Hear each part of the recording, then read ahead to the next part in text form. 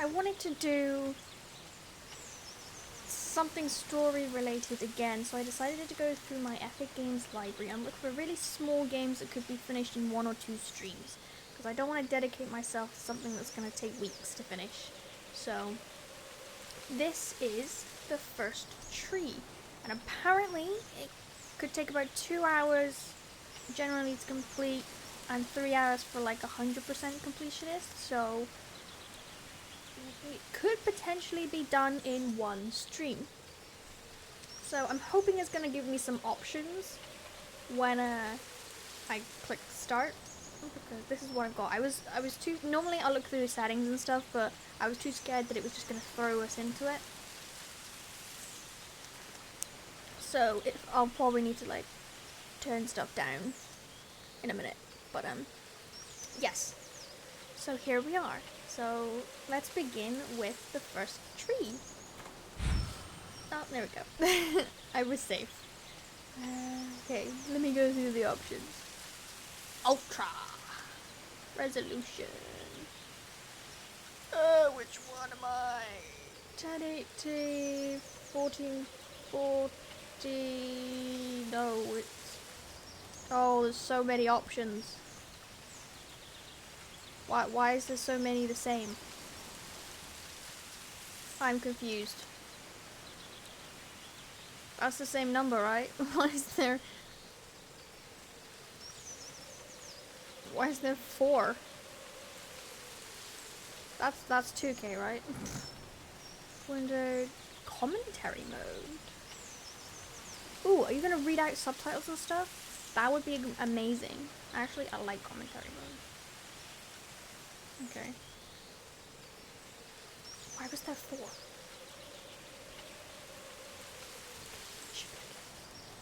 Credits. Okay, there's no volume though. I hope it's not crazy loud. It's a bit loud for me. It doesn't look like it's peaking or anything on OBS, so let's begin.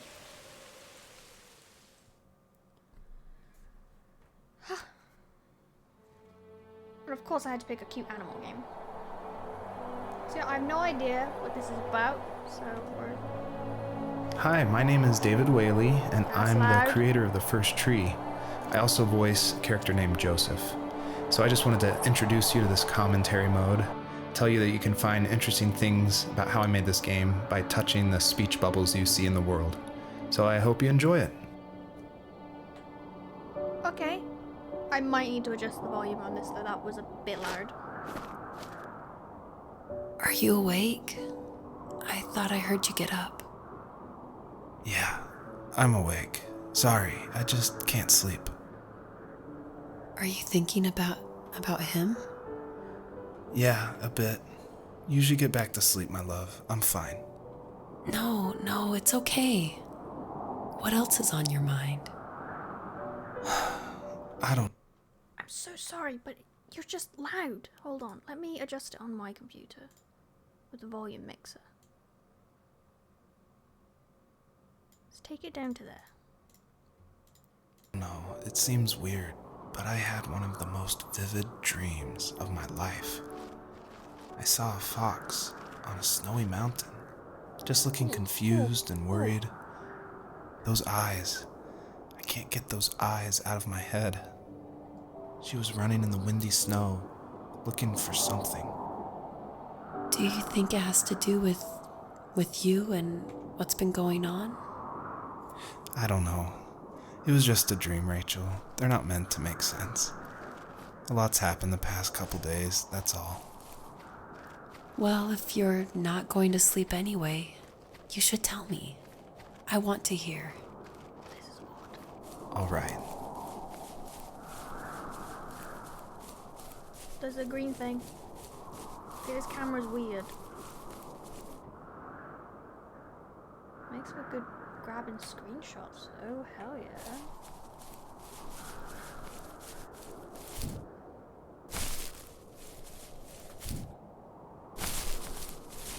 I can sprint.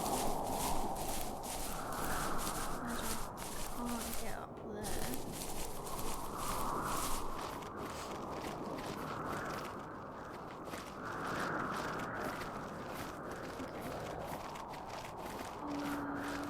Okay, so just go this way.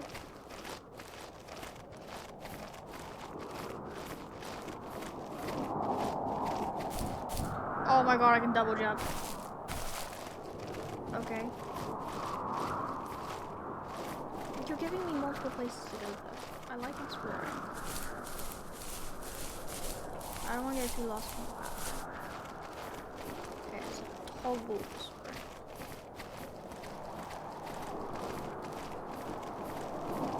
Wait, can I get to this thing?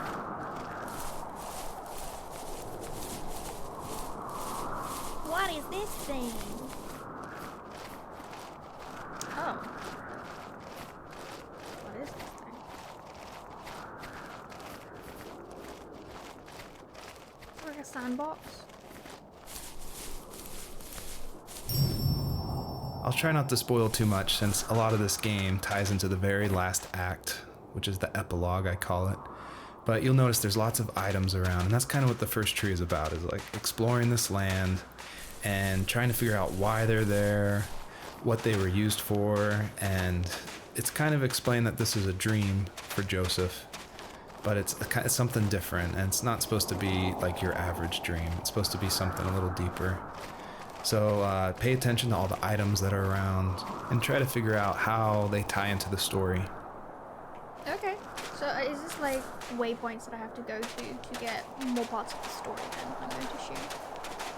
Commentary mode is interesting actually. I kind of like it. I like the further explanation that I'm getting. I like the art style. Oh, look at that. Oh no! So I'm taking screenshots. I hope these screenshots are working. This is epic. So I have to use GeForce Experience to take my screenshot, and I don't like it because it doesn't work all the time. It's very annoying. Oh! You dead? So it's usually at this point where people say something like, "This is not the kind of game I was expecting." And that happened a lot at PAX West when I showed it. We'd have little kids play it, but then they see a dead fox cub, or a kit is technically the word, but cub sounds, I don't know, it sounds better. Like Wes Anderson uses it in Fantastic Mr. Fox, so I thought cub would be alright. But anyway, having this game, I wanted it to be more serious. This game's based on dealing with the death of my father, which was the hardest thing that's ever happened to me and my family. But I don't want to talk about it here, and I didn't want to talk about it with anybody really to this day still. It's very personal. And that's why I made this game. That's exactly the reason. Because I wanted to get those feelings out and like communicate with people without like talking about it. And so that's what the first tree is. It's me dealing with my feelings, and it was a personal project, and it was just me, and it actually, like, I'm really glad I made it, but it wasn't easy to make, I guess is what I'm saying. So, not far from her home, she followed that path to something unexpected.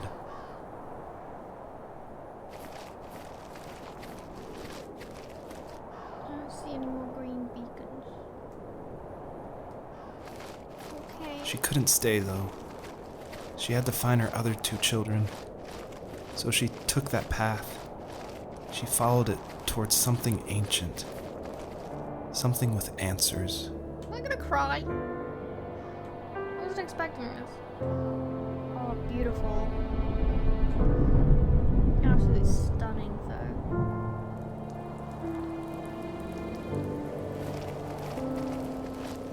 Where's the next one? The fox looked high and low, searching for any sign of her cubs. Points of light showed the way to this ancient tree. It was as if each one had a story to tell, all their own. The land was trying to tell my story, too. I felt like I was right behind her the whole time.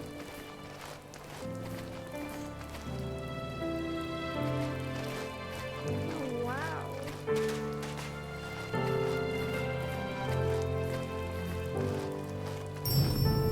Bunnies. The bunnies were added because my wife, Elise, who also voices Rachel in the game, who's also helped a ton to make the game, as we were playing, she just said the world felt kind of empty and not alive enough. So I knew we needed to add some kind of life. And so the bunnies was like the first idea that came to mind. And like most of the game, I use like publicly available assets to speed up production because I was working full time along with making this game, and we just had our first baby, a little girl named Evelyn. So I was messing with this asset called Herd Sim, and at one point, like the generation script that creates variations of the sizes of the bunny. One time I got out of control and it made like this monster bunny that towered over everybody. And I shared that GIF on Imager and Reddit, and that was a huge hit. It helped definitely gain an audience for this game. But it's hard because this game is like so serious. It's about life and death, not giant bunnies. But I knew I needed something, like a shout out to that, because it was pretty fun. So if you're able to catch all the bunnies on this map, I think there's around 13, then you'll get a special surprise. So I have to good catch luck. him? How do I catch him?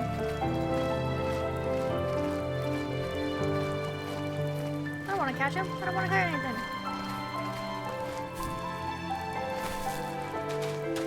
Oh, I don't know, but I've noticed a green beacon over here. Really hope that's not too overpowering the audio.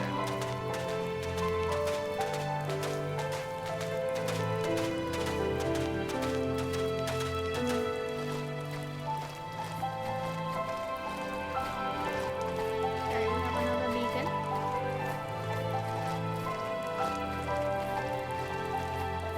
Catch the bunnies.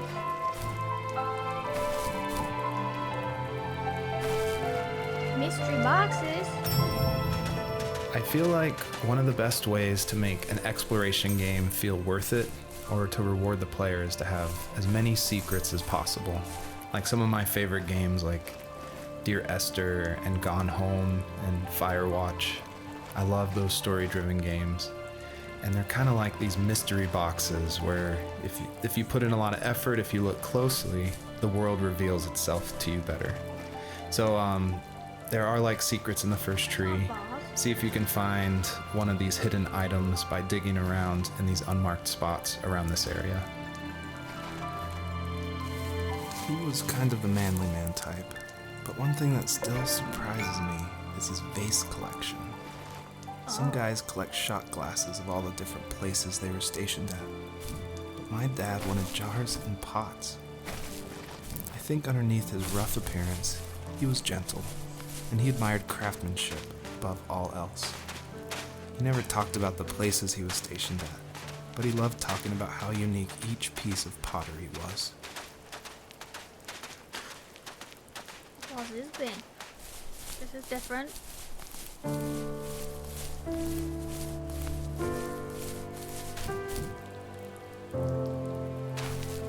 Some more movement over there. Jesus can jump high.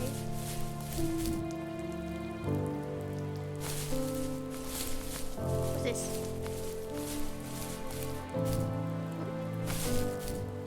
I can space before to dig. As a kid, did you ever do show and tell in your class? Yeah, I think I only did it once, when I was in the 4th grade. Is that a You boat? know how my life was around then.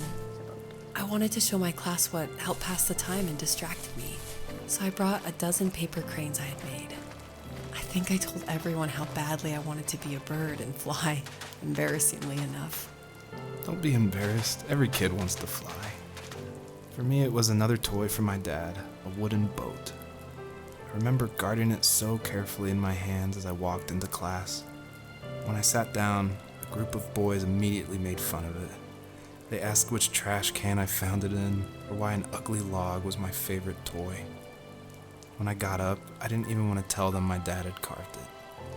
I said it was a joke gift my friend had given me. Kids can be so cruel. Yeah. Some of them are. I shouldn't have let them get to me, but it did. It's amazing we bounced back at all. Kids are horrible. Cookies. Can you jump it? Huh. I can. Whee! Cox on slide. Bunnies! How do I catch you?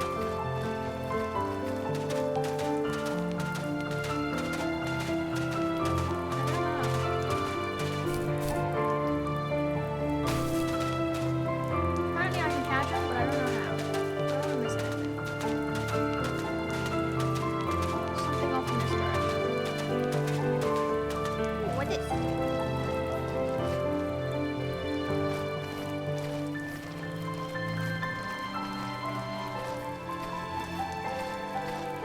Ooh, playground.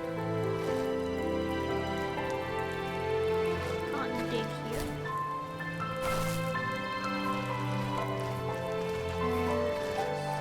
Way over there.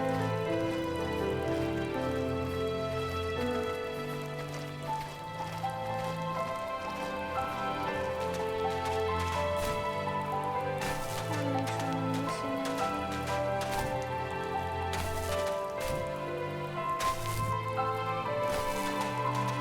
Another thing over there. More bunny. I wonder if this is like a dig spot.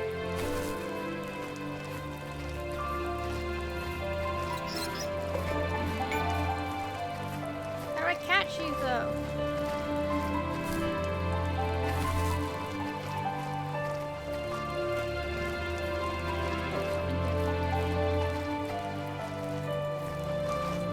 Books on the floor. School table by the book.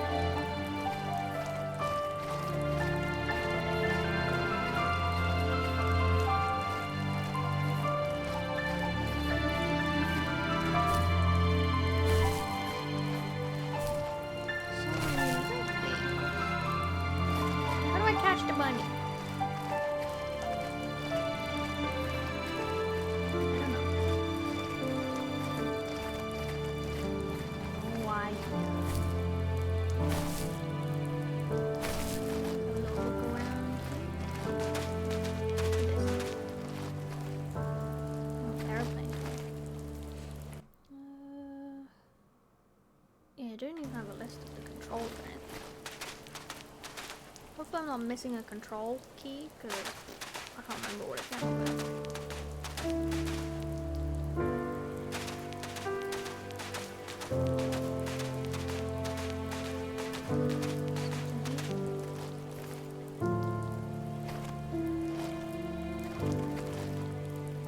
More school books.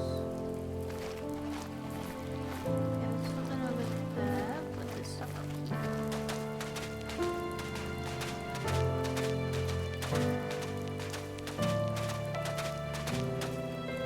Oh, birds.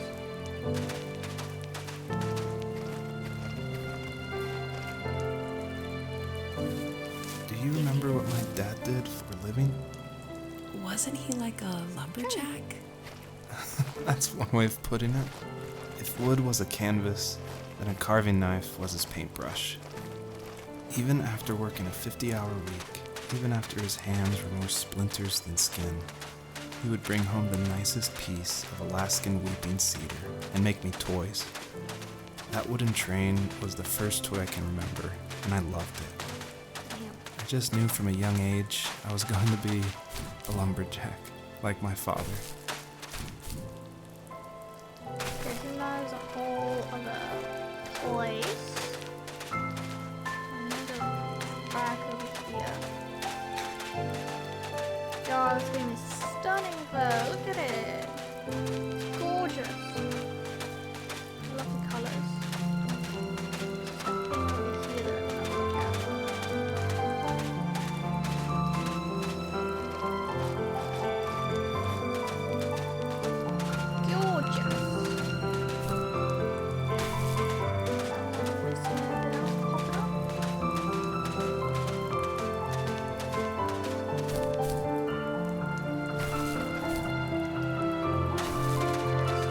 Yeah.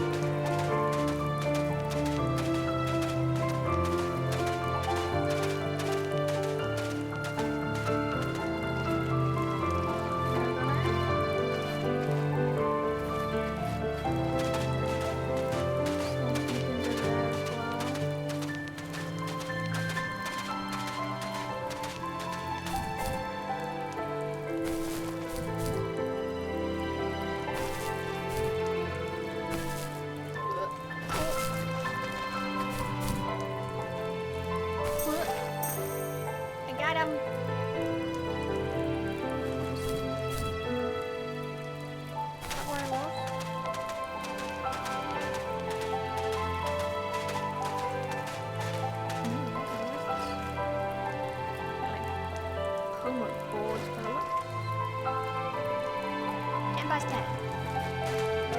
Now it's 10 past 6.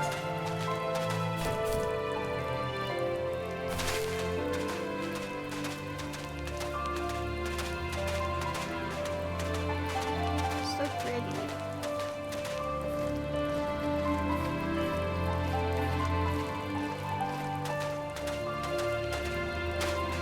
God, how do I get up there?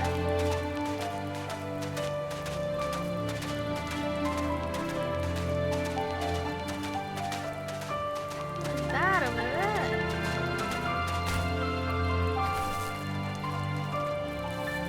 Usually those kids would leave me alone, but somehow they could tell I was different. They made fun of how far away I lived. They called my dad a sourdough. I was a blabbermouth as a kid, telling my dad stories I made up for hours. But after that show and tell, I didn't tell him much anymore. He didn't know exactly what was wrong, but his best guess was that the toys he carved weren't cool enough. He carved me a tank and tried to tell me what it was like to be in a real tank as a serviceman. I didn't know your dad was in the military. Yeah, in the army. The sad thing is that I'd pretty much forgotten until just now. There's so much I still don't know about him. I'm sorry. He knows how much you love him. You're going to see him again soon and have some closure, I'm sure.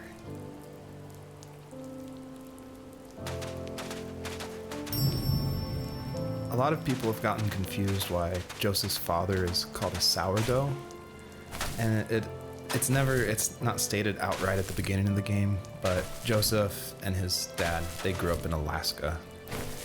And I don't have a real connection to Alaska except through friends who lived there, and it was also the place that me and my dad were gonna go right before he passed away.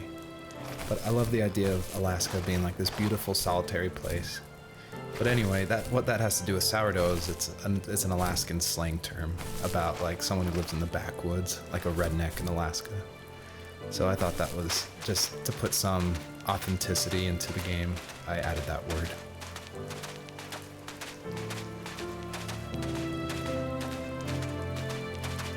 Can I get up here?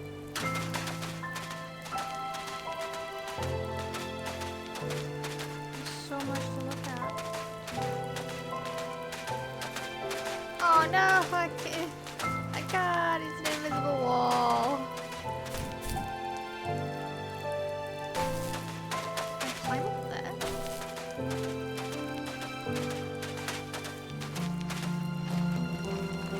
No.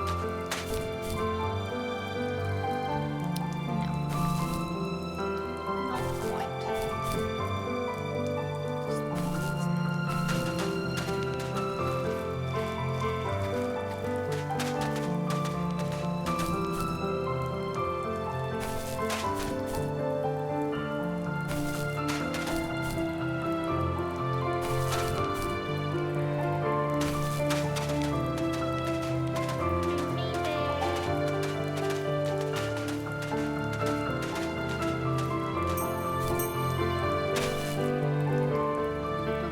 Duck.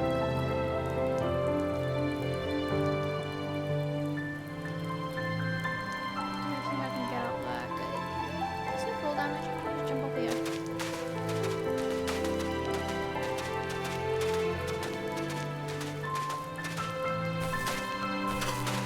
Oh, I love the colors so much. So pretty. There's good. This way. Anything over here? See small beacons and such.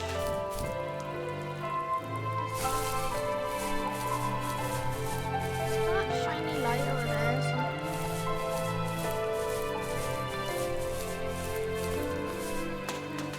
Okay,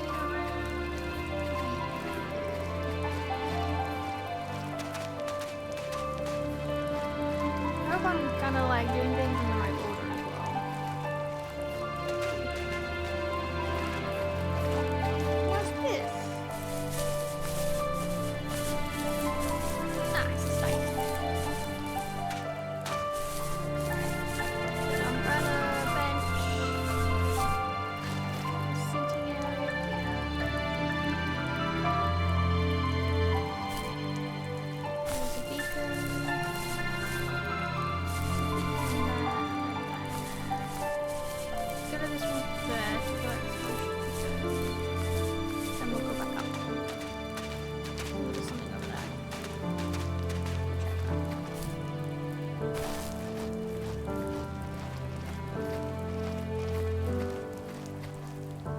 metal sheets. I feel like one of the main reasons people play small indie games is because they are so personal and intimate. So I tried to put myself into this game as much as possible. So almost all the vignettes or little stories you hear in this game, they come from my childhood, where I grew up in the middle of nowhere in Central Virginia in the United States. So yeah, that's probably why I love games like this so much, where you explore this open, wide environment and just find interesting things, because that's exactly what I did as a kid. Little box.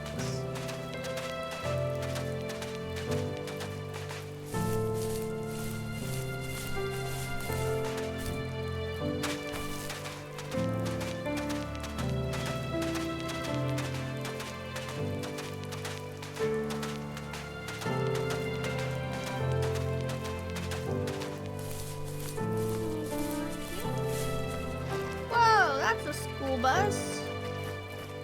Okay, that's huge. I know I'm a fox, but like that's huge.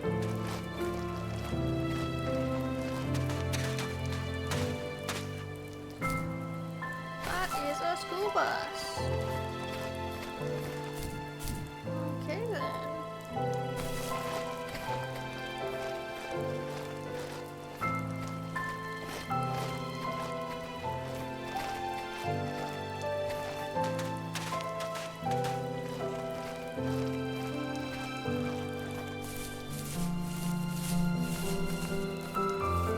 The older I got, the more I withdrew.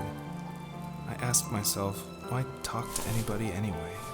Why bother when I'm happy by myself? I started drawing a lot, mostly animals I saw in the woods by my home.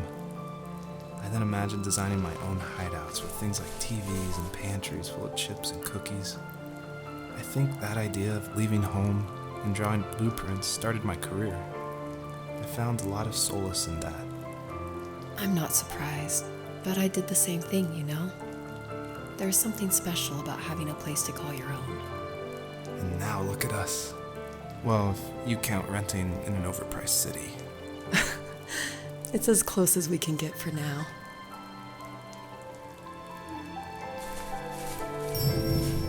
I thought it was important to say that, yes, I actually did draw this with crayons.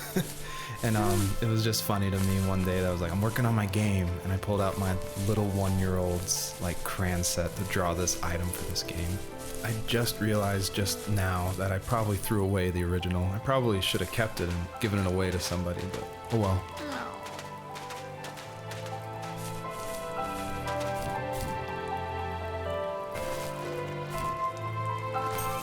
I'm gonna jump off the edge.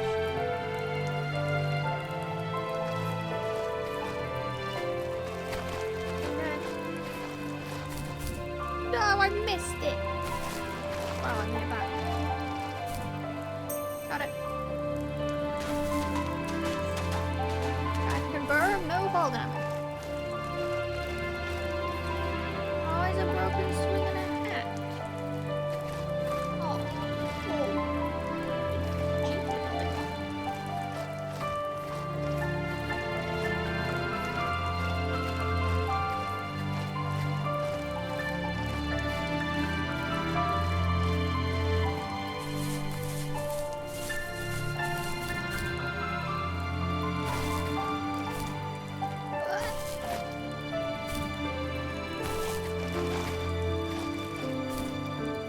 Aw. How am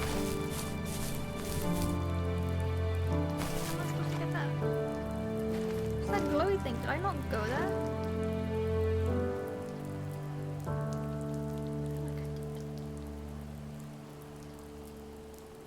Did I miss something? Oh, maybe I should go back. What? What? How am I missing this?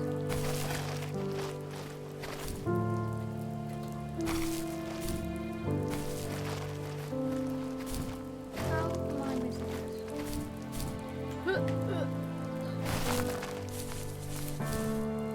Spent half an hour trying to get this thing. Ah! Got it. Right.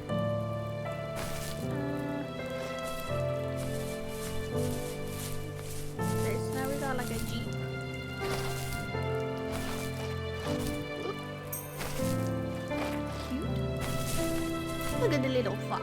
He's so cute. There's a fox today. Now, is that a thing that I've forgotten? I will come back in this direction.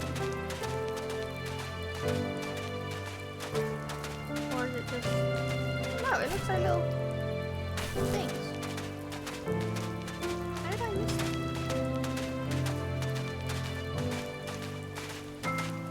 Let me go back.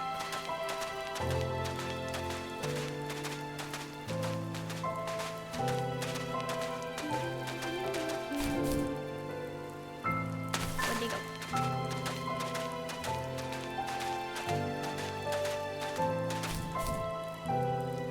Ah.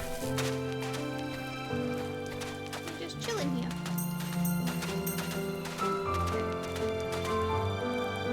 Yeah, I come from there. Right. Let's head back up here and carry on. That. That's just a bush. Just a bush. What is this game? It's called The First Tree. I'm pretty sure. The First Tree. Decided to go through my Epic Games library. And this is one of them that I decided to install for the go. Where was I? Hydrate. The game is quite loud. Is it overpowering my voice? Because there's no audio control in the game. Let me turn it down. Another couple notches. That doesn't even sound like it made a difference. And thank you for the hydrate. Did that even make a difference? Where was it? Over here.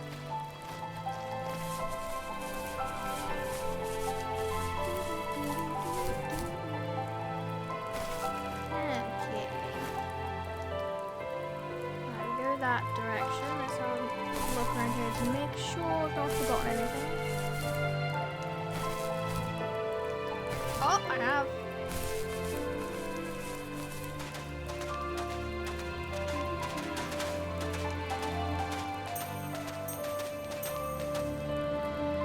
Anything else?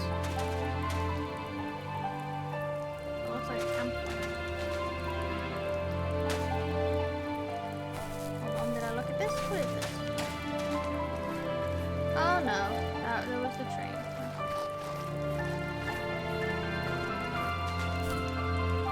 think I'm gonna go right here. There's no audio adjustment? No. It's got this. That's it. I can't adjust the audio. It's a very, very, very small game, so. Yeah.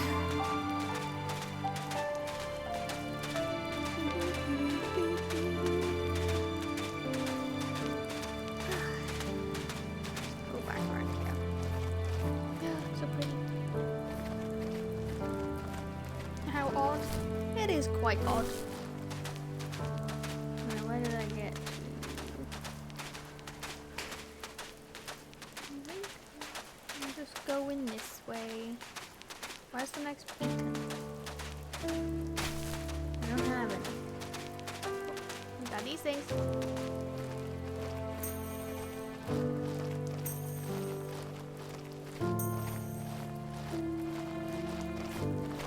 Oh! Credits roll. Oh! Oh, this is pretty. Okay, so we're going through the seasons. This is nice music.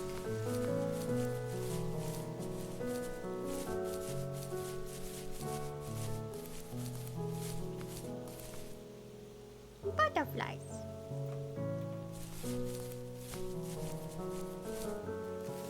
My teenage years were full of sketching, angst, and trouble.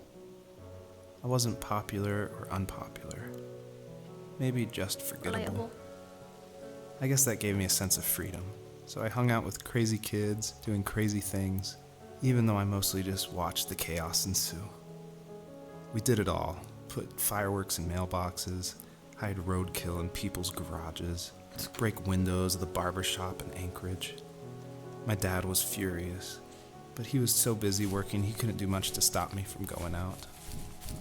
I think being an adult means there's no one to stop you making hard decisions. He had to make a living, and he couldn't be in two places at once. Yeah, I realize that now. But at the time, I was sure he was more interested in growing his business than what was going on with me. This box says Fox Farts. This is the level that I showed at PAX West, which was a crazy dream come true that this hobby project was being shown next to all these amazing indie games. So I decided to show this level because it's smaller, there's like some jumping puzzles, and I thought it was a good entry into the game. But the one thing I can't seem to forget is right before we opened to the public, there was an indie dev superstar. Like, you've definitely heard of his games, and I was like terrified. He wanted to try it out. So I said, of course, like, please give me your feedback. And he was super nice, super talented, of course. But this embarrassing bug happened, which I'd never seen before in my life, where when he dug the item up, he jumped right after, and it created the dust cloud to permanently be on the rest of the level. It wouldn't turn off. So it looked like this fart cloud following the fox as it just kept running with this beautiful music and serious voiceover. And it was horrible. I think about that every time I look at this level. But, you know, I was able to fix it, so I'm glad someone could at least find that bug. Fair enough. Can I get over that? Nope. I have to go a different way. This is very pretty though.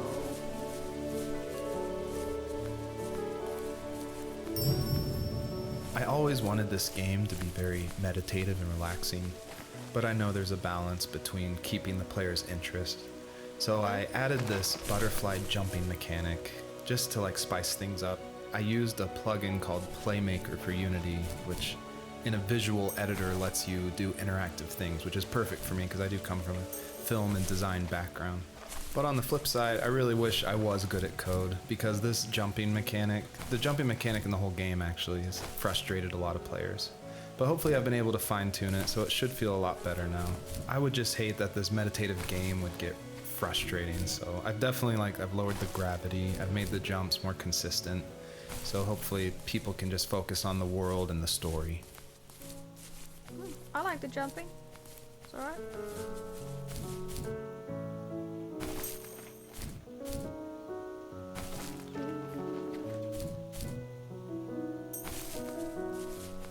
Ooh. Oh, very pretty.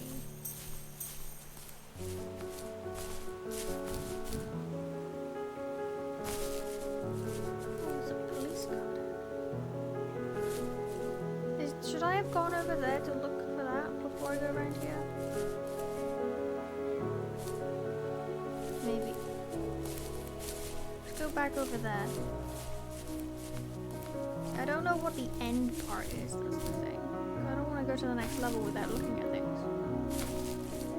I'm assuming it'll be right here. So let's go back over this way and have a look. Have a looky look. Something else I could do is I move that closer.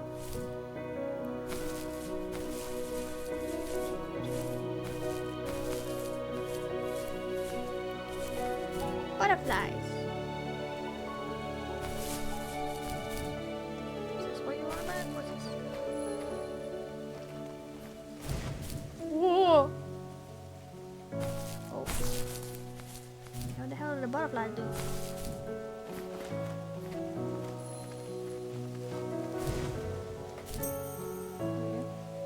Like a super jump. What is?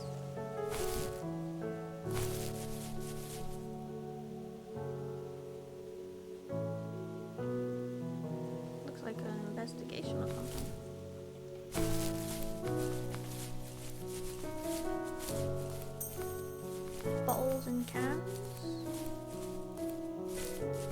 police car.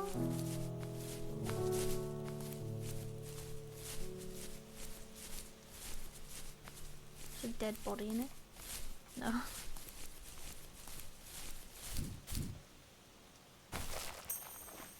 I wonder how many of those things there are to collect.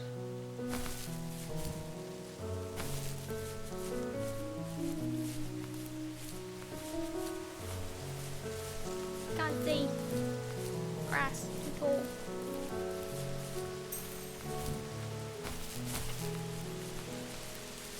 See, yeah, I don't want the level to progress. I don't think it will. There's a camera, security camera.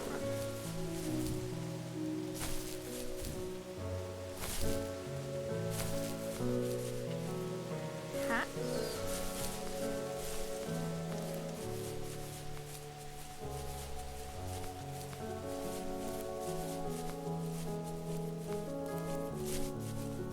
Another table. He was working another late night, and my friends were over, saying how bored they were and how they'd come all the way out to my house for nothing. One of them mentioned Friends how that suck. old, ugly beyond belief truck was still in the garage, and how we should take it for a spin. Oh, I was only 15, so I kind of fought it for a while.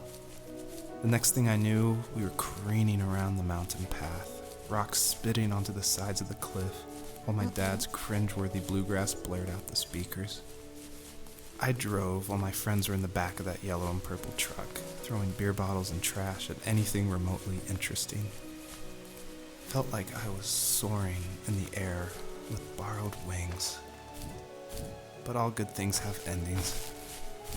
A cop outside of Eagle River pulled us over after he saw us send a bottle rocket into someone's yard.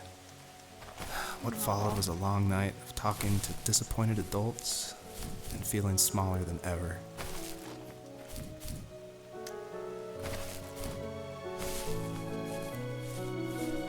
kids, man.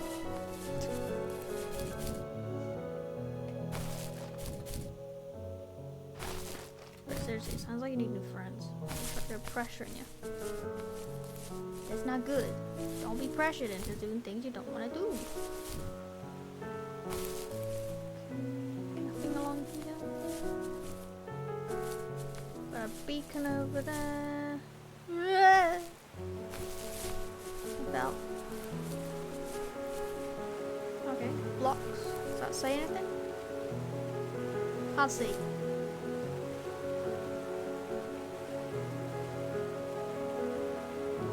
Barber's hop.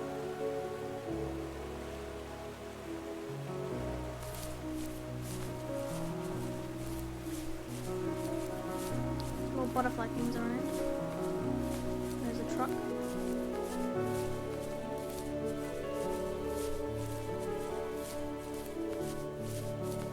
Another thing here. After he drove me home from the police station, I blew up at him, saying how I never wanted to be like him, how I was gonna be someone and leave that hick icebox for good. Oh. He just looked forward at the road with tired eyes. I took out that bluegrass tape from the cassette deck and chucked it out the window. In my sage teenage wisdom, I thought I had proved the ultimate point. But my dad had a different idea. He slammed the brakes, slowly bowed his head while gripping the steering wheel, and finally looked at me. All he said, like it was a polite request, was, "Make this right." I sat there in silence, fuming, but I eventually got out and combed every square inch of the woods, muttering profanity after profanity. I found it 30 minutes later, near a small waterfall off the road. I went back to the truck, put the wet tape back in, and sure enough it worked. We didn't speak another word to each other the rest of the night. Wow, I knew you were a crazy teenager, but It's hard to believe, isn't it? Surprises me too. It's like I didn't really know who that kid was back then. I bet my dad thought the same thing over and over. It's almost like he was saying, "Make this right," to himself, more than to me. Oh. Can I get up there with the butterflies?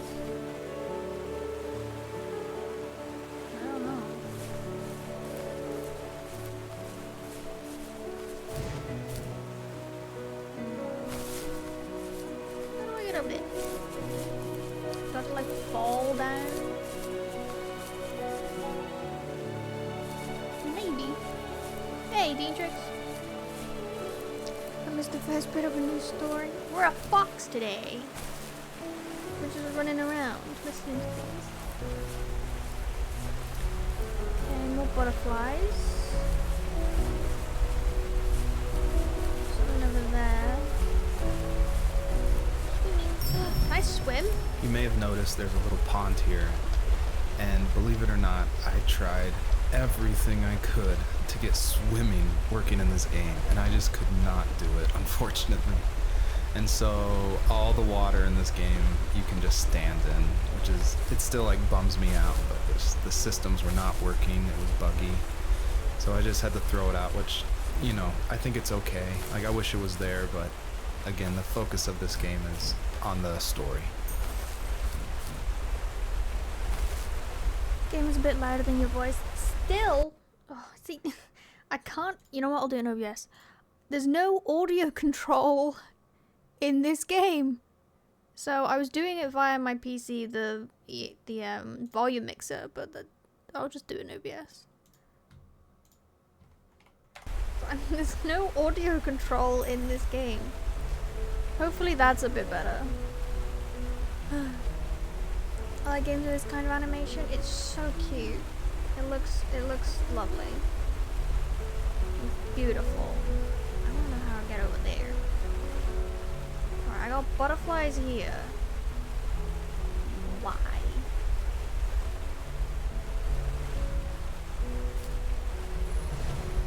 Oh, that's good.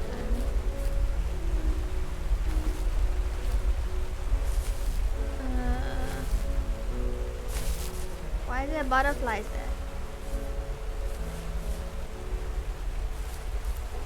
I'm not sure.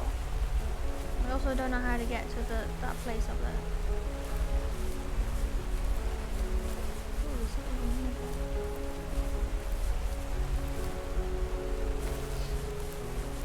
here. What game has no audio controls? That's what other people have said as well. I don't know. Barbershop. Oh, barber shop, not barber's hop. Wow. Interesting. Barber's hop. We need butterflies for over here. Okay, let's go grab some butterflies.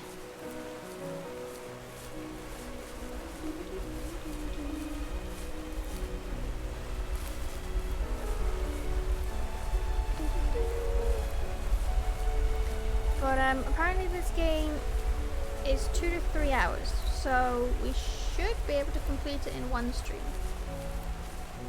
Just depends on how much I do, how quickly, how slowly.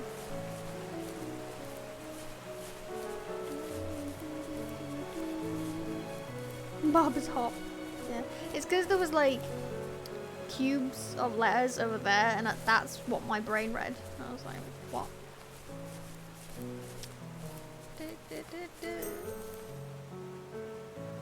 I need to collect all of them?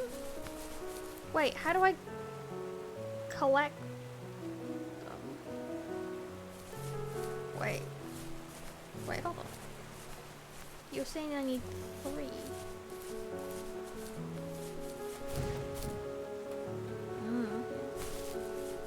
Okay, so... Okay, well I just need to go get that one first. And these ones require jumping, so...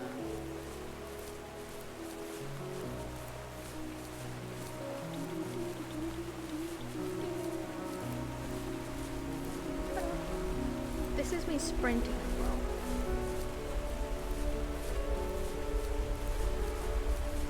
I need all of them. Oh, so that means I can jump higher with multiple. Right, well, I'll figure that out then.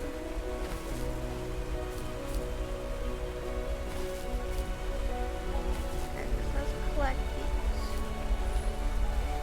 Okay. We got butterflies. I can't jump, otherwise it gets rid of them. So... Does this mean if I clicked all three, I can get there too.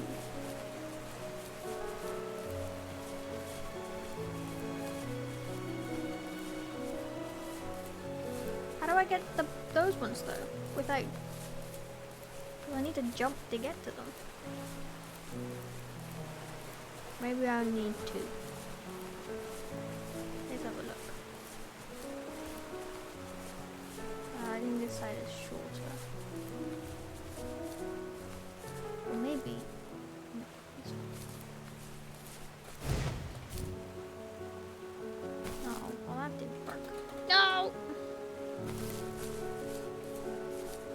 What? I can't get all three because if I jump, then I'm gonna use the butterflies. I need to jump to get up to this rock.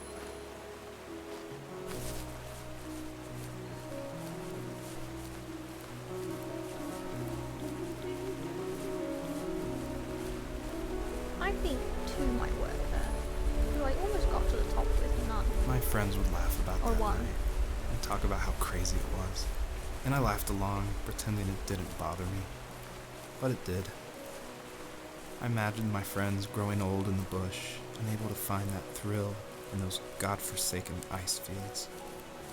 It's like those mountains were a literal wall, keeping me from leaving, where all I would have to look forward to are lumber yards and evening beers. I had to climb over. That was my only goal for a long time. Ow.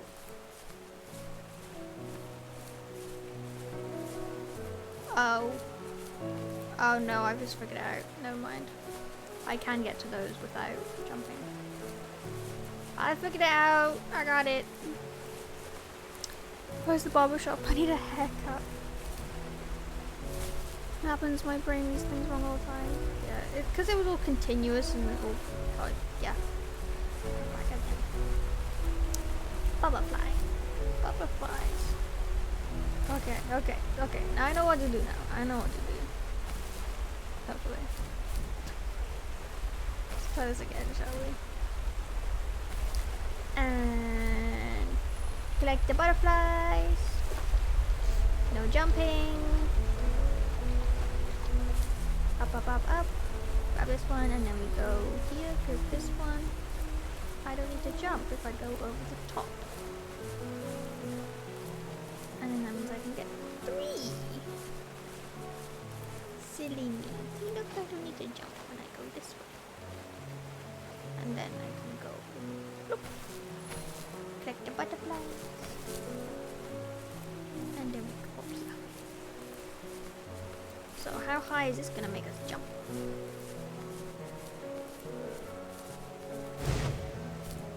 Wah!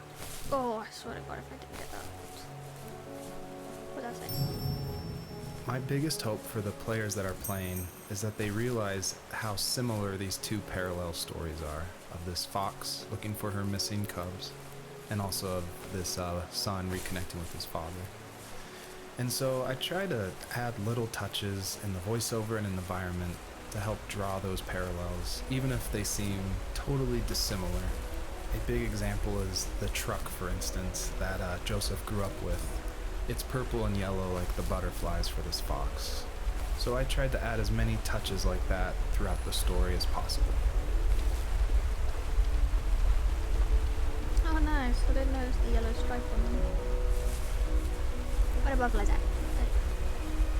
Right. Again, and then we can leave. That was a big boost. It was. Hopefully we can get over this wall. Now I don't know how many sections there are to this game, to be fair. And then down. So this is the second section. And we're going to the third.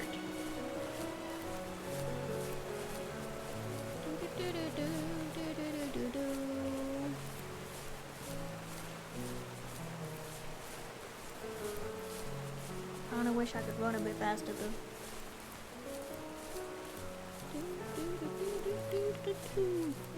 It's commentated by the dev. It was actually an option in the menu, so I decided to turn it on. My first impression, it would like read out subtitles.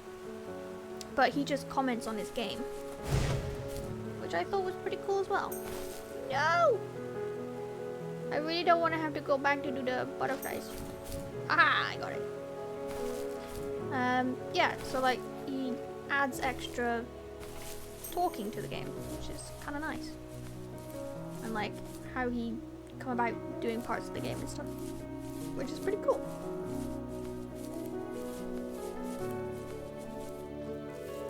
If there was some way I could take my love of drawing and turn it into a way of escape, nothing would make me happier.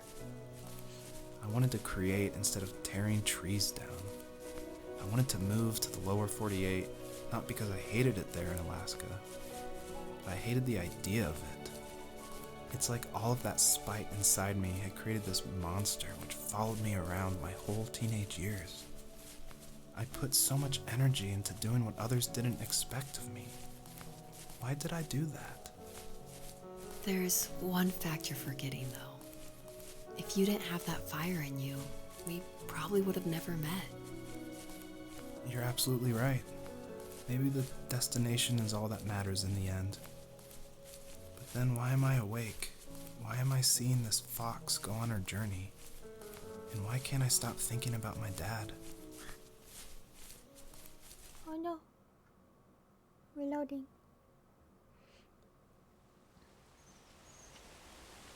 Oh, so pretty. Ooh, I wonder if there's gonna be 4 chapters then, like each of the seasons. God, this looks so good. So cute. Okay, I can go 2 different directions. What are you doing to me, game? I'm gonna go this way first. How many of these things can I collect?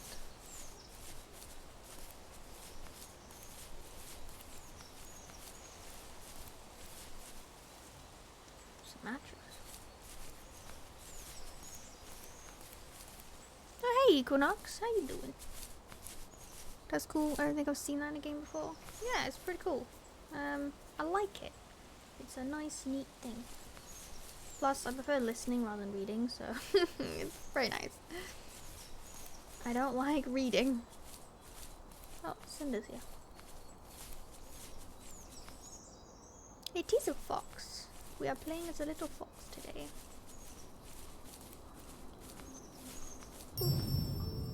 Almost all stories follow the same kind of structure, and it starts with an inciting event, and then there's rising action, and then there's a climax, and then there's falling action. And it's actually really difficult to make an interesting story where you only hear these 2 people talking, and it's spoken through a dream that's already happened, and the most of the action is about this animal that isn't directly related to this couple at all. So I don't know what I was thinking, but my hope was that it would create some interesting things and connections that I didn't see before. And that was kind of the whole exercise of making the first tree. Interesting. Ooh.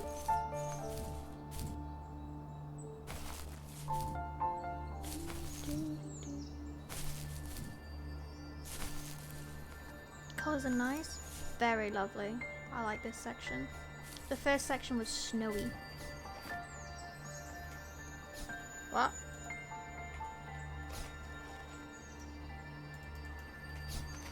What are you asking me to do?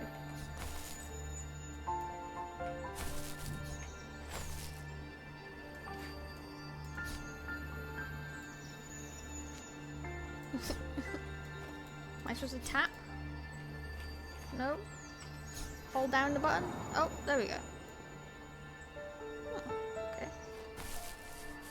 Ooh, something over there. How do you know which tree is the first tree? That one. 'Cause I said so. No idea. I am interested to know the thought process around the name of the game. Like, why the first tree?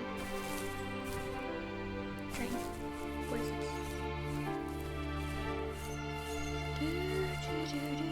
What is? Tent?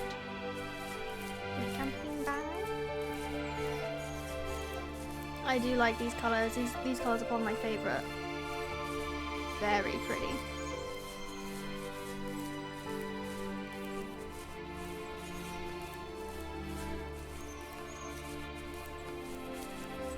This is a massive place. This is only one side.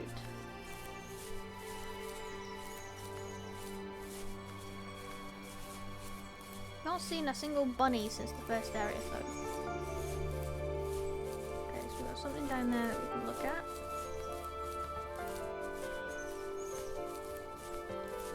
What's this? This looks like a massive box.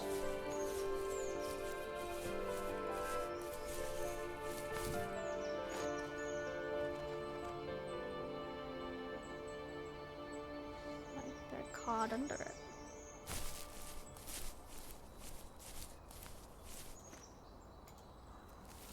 On our property, there were old abandoned pieces of a shed and car long left unused. I used to ask him all the time who those people were that left all this junk, and I'm sure he got so tired of hearing it that he made up some elaborate stories how a brown bear ate them and haunted the woods afterwards. Damn. What's funny is I think it made those people seem more real. Growing up thinking they were still hanging out like they couldn't say goodbye. I used to tell my friends how I could swear I saw spirits move near the water, and that always freaked them out. I guess it didn't bother me, because the way I saw it, they were normal people with old cars and sheds, just trying to figure out how to survive and be happy in the middle of nowhere. It was a cool thought that they didn't want to leave, but you know, I was a weird kid. Well, you had good company since those ghosts like living in a place where they were brutally devoured.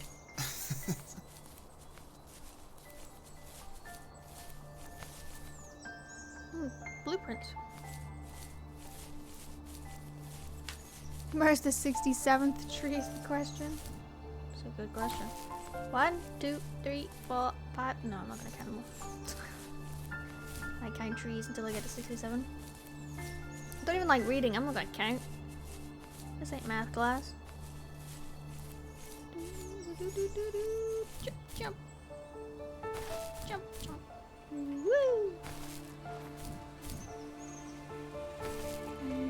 Woo! Yeah. Got them. Something else.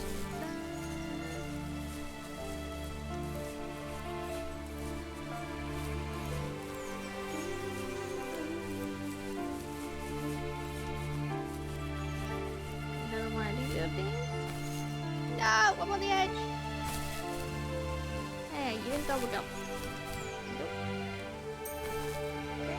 We got a glowy thingy over here. Ah yeah, we need 3 of those things.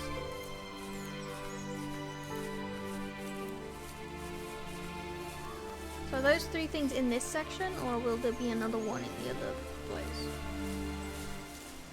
Oh my god, there's something through there. I don't think I can get through there. Whoop. Okay, okay. How? There we go. There's something there. How do I... Can I get through there? Hold on, let me do this.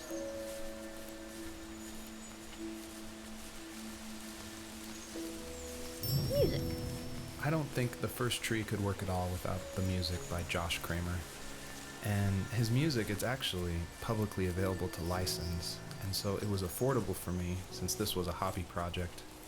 And it's something I like to tell new indie developers all the time, like, you can't afford that composer, you can't afford a full-time programmer. You need to cut corners and finish your game, and the way to do that is to use these amazing publicly available assets that anyone can purchase and license. And so his music it's incredible, and I actually haven't talked to him that much, I've just emailed him. But his music was nominated for Most Emotional Music at the Emotional Game Awards in France, and he's just a really nice guy. And I think there's so much amazing content out there that if you're thinking of making a game, like, look around and see what you can make work on a tight budget, because it worked really well for the first tree.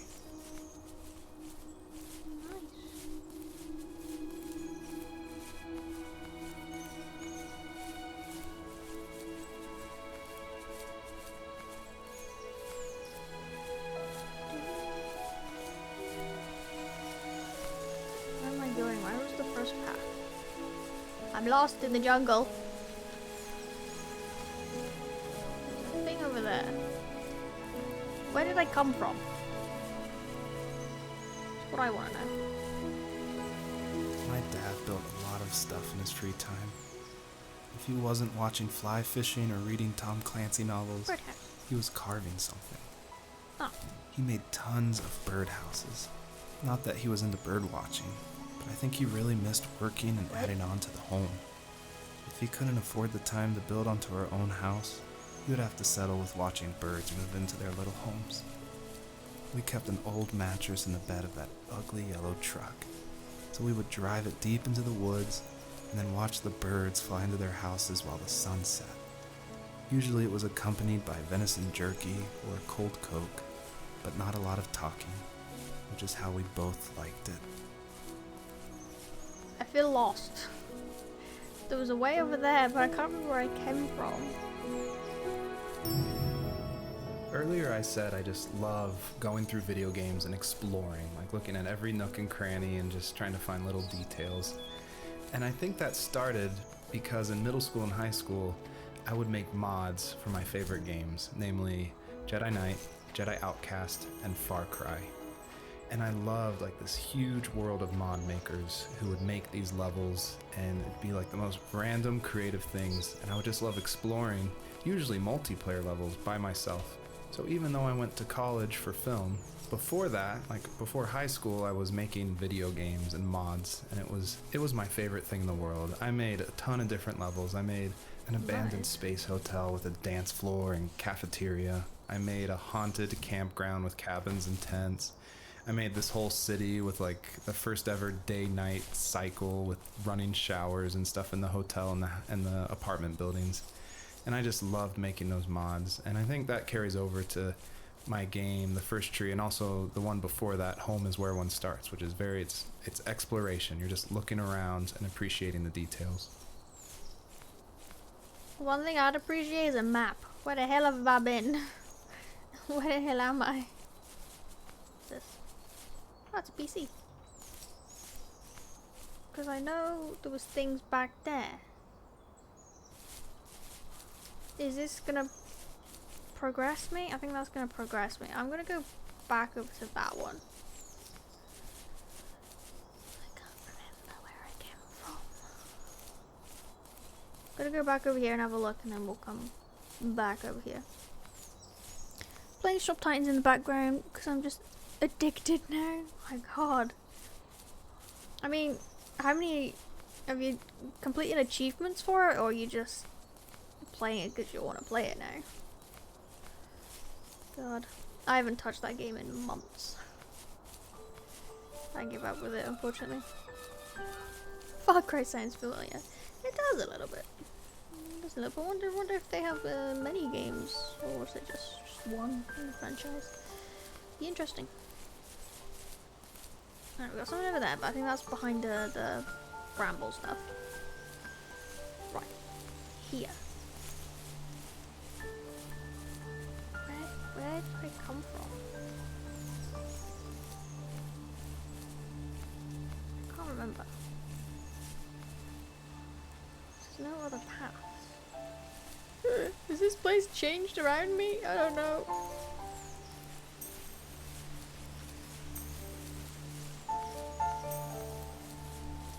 I'm pretty sure I looked around all of that. Ah, it was here. I did want to do something a little different with this level. I wanted it to be more open world feel, and that there was something blocking your progress. So it did encourage people to look closely and see how to unlock this blocked way. And I do like just walking around this level and listening to the beautiful music by Josh Kramer. His work really sets the mood for the whole game. Yeah, so this is a block path. I mean, I'm pretty sure I couldn't get through it, so I imagine we're gonna have to do something. But we've got stuff over there anyway, so we'll go have a look.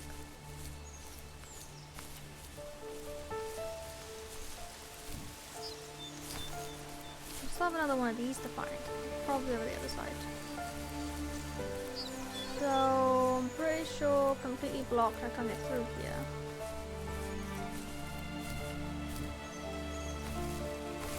big invisible wall, so let's go back around here and see what's around this last side. Still have achievements to do. I've reached level 35 and it seems like I'm actually only just starting to reach the proper content of the game. Oh really? Damn. There is quite a bit in that game, to be fair. Games based on sociopaths and drugs, Far Cry in a nutshell. Yeah, that's pretty accurate. That's pretty accurate, I'd say. Now let's go see what this side has to offer.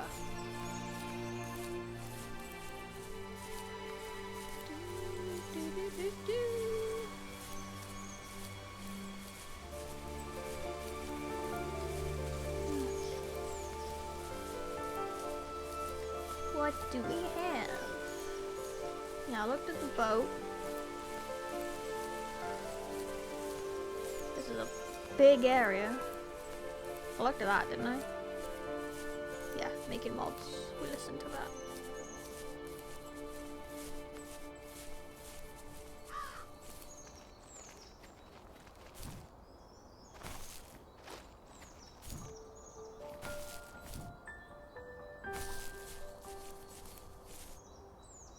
Camera. Interesting.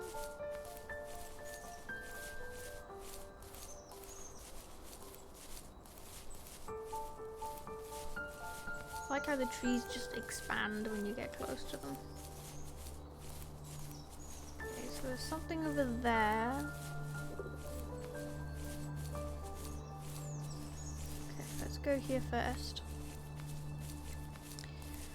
When is the fox gonna get eaten by the dragon? Next level. Yeah. That's the finale. Oh. This looks cave-like.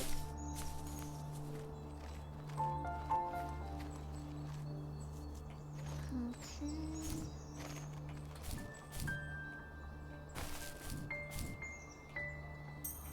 No! I fell.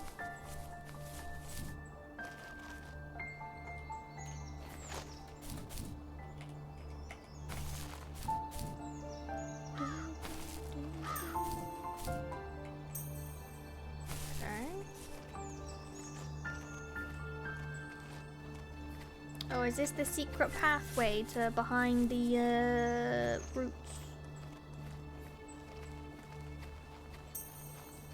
Maybe not.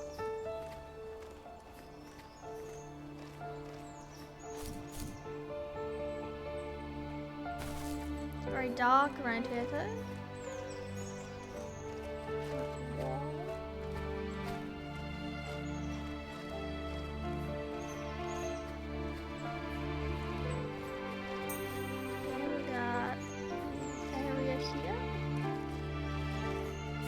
Cave?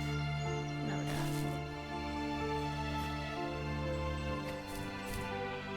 Oh! On the last platform!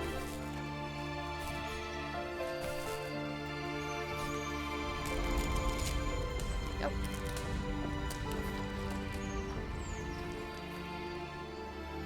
Oh, I wonder if that unlocked it. By completing those 3. Jump. Jump. Is there anything else here for me? No, I don't think I can go on that.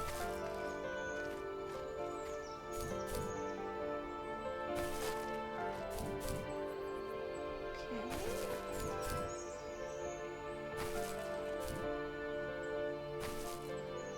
Oh, I'm stuck.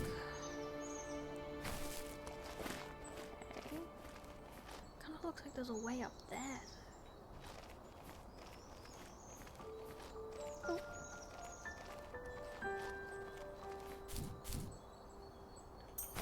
Got 83.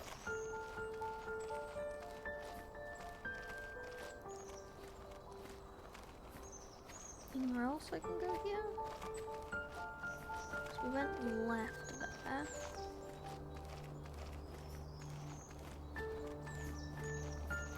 Can we run up here?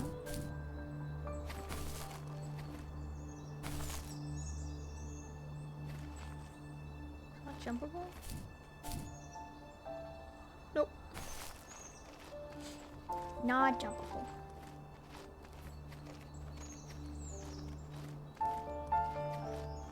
Okay, there was something else over in this direction. There.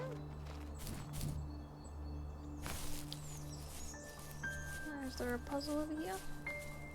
No, it's just a hill. Music box.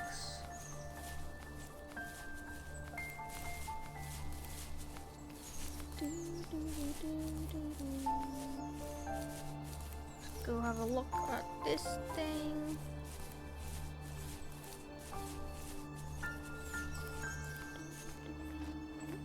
Anything around here? No.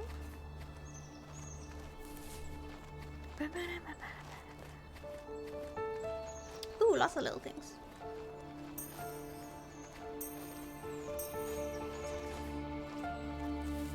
We were happiest underneath the evergreens. We decided it was time to finally map out the hundreds of acres we lived on, just to pass the time during the summer. He was only free in the evenings, so I would spend the day wasting time on dial-up internet and sketching, and then we would rush into the woods, pen and map in hand, before evening fell. Sometimes, the aurora borealis would cast a cold green glow on the mountainside, and we would finish our route underneath a twilight sky. Sometimes I was lonely during those summer days, but there was comfort in the routine. A lot of teenagers aren't looking for the daily grind, though. There's nothing wrong with wanting to get out, to leave your childhood home. You wanted to progress, to make something of yourself. Yeah, you're right. That house. I'm sure it's the same as how I left it. But then why does it feel so different? I doubt you're the only adult to have looked back and asked that question.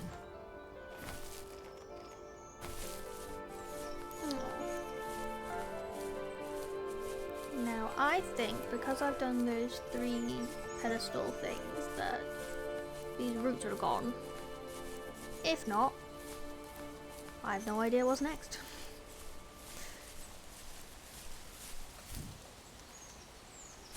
Excuse me. And where were they, little question? Quite far. What's happening?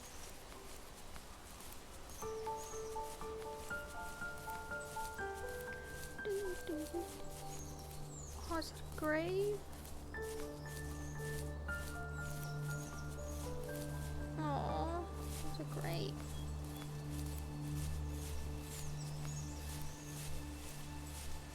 Oh, I think so. Are they? I think they're gone. They are! Oh well, they're not completely gone, but like, they weren't. This was free on Epic, wasn't it? Yes, it was. It was indeed. Can't remember how long ago, but yes. Ooh. Oh god.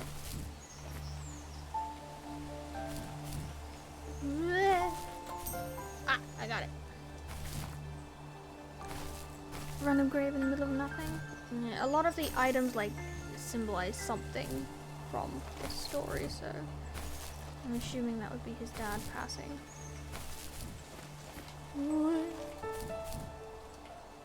Got it. I think I get why it's in the middle of nothing. What's that? The perpetrator stood nearby, unfazed, like nothing was wrong. Hello? My dad is dead, Oh. and he's never coming back, Rachel. I can tell you these stories, but I can never reminisce with him again. He can never hold a grandchild that we'll probably never be able to have. I can never talk to him again, and I'll never be able to say I'm sorry for everything. Did you kill my baby? We found another fox cub.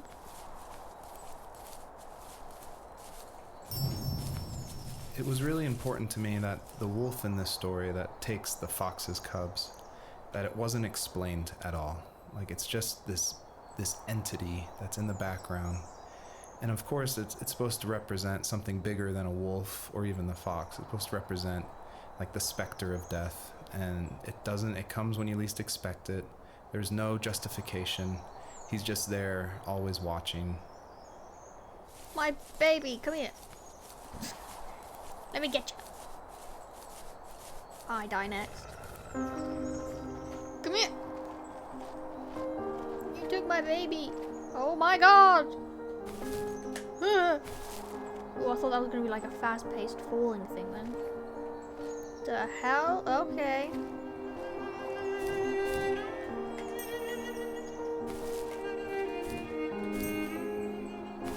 Okay. What the?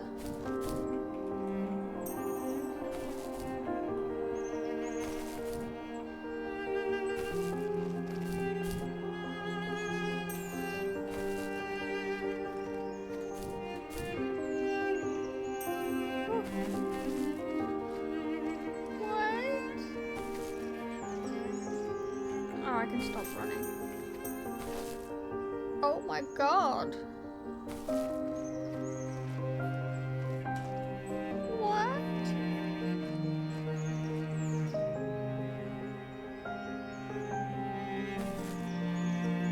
We're just running.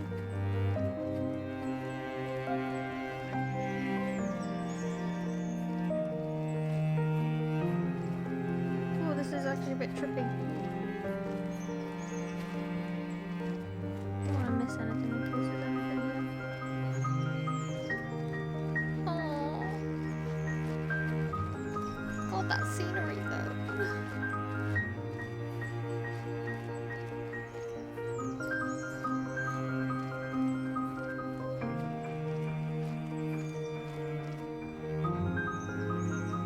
Wow.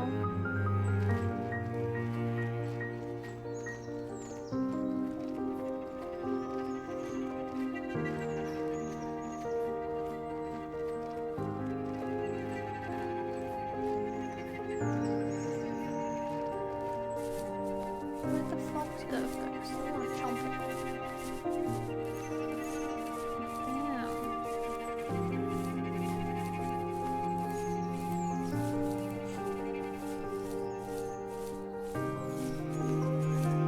Where are we running? This music is sad.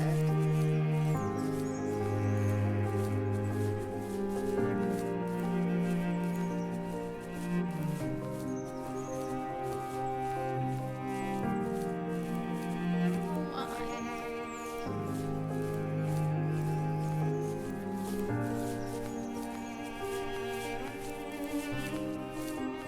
Ow. There's a long road ahead.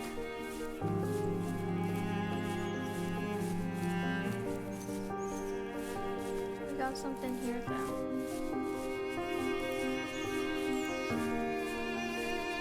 God, this music is good though. It's sad, but it's good.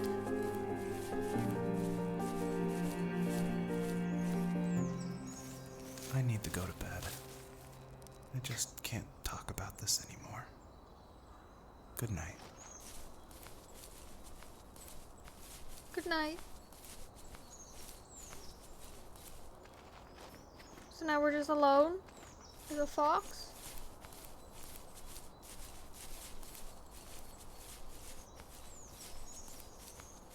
Okay. Oh, it's so quiet now. There's no music. We're literally alone.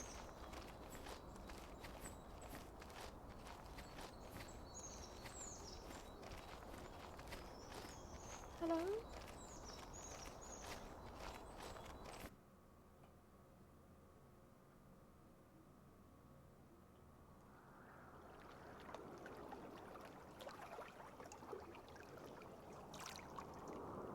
Hello? Joseph, you can't go to sleep feeling like this. Eh? I'm sorry for everything, and I know you need space, but I'm here for you. You don't need to feel so lost. Joseph, have I ever told you what my mother was like?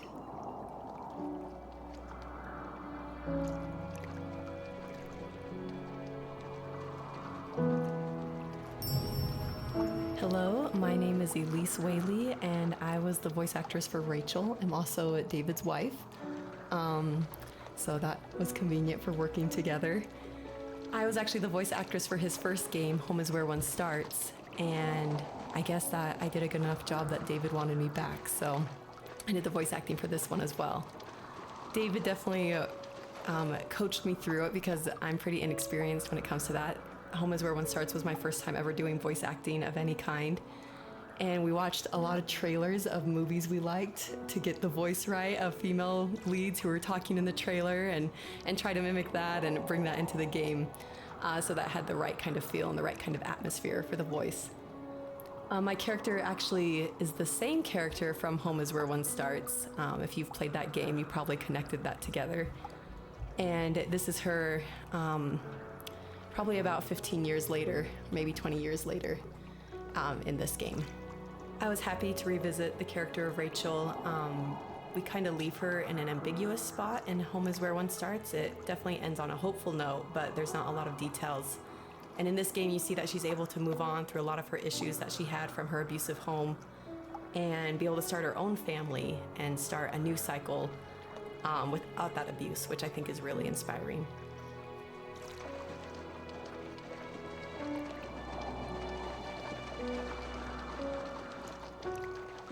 You know what it's like not to have a mom at home. And you know how hard that made my childhood. Where's the cranes? What helped me was watching the birds in the morning before the school bus came. I thought that my mother was one of those birds, and it made me want to be free like her. My mom taught me how to fold origami cranes while she was in the hospital. So I told myself I would fold one every day until I could fly myself. I think we both have always loved animals, and for me that love started with a dog.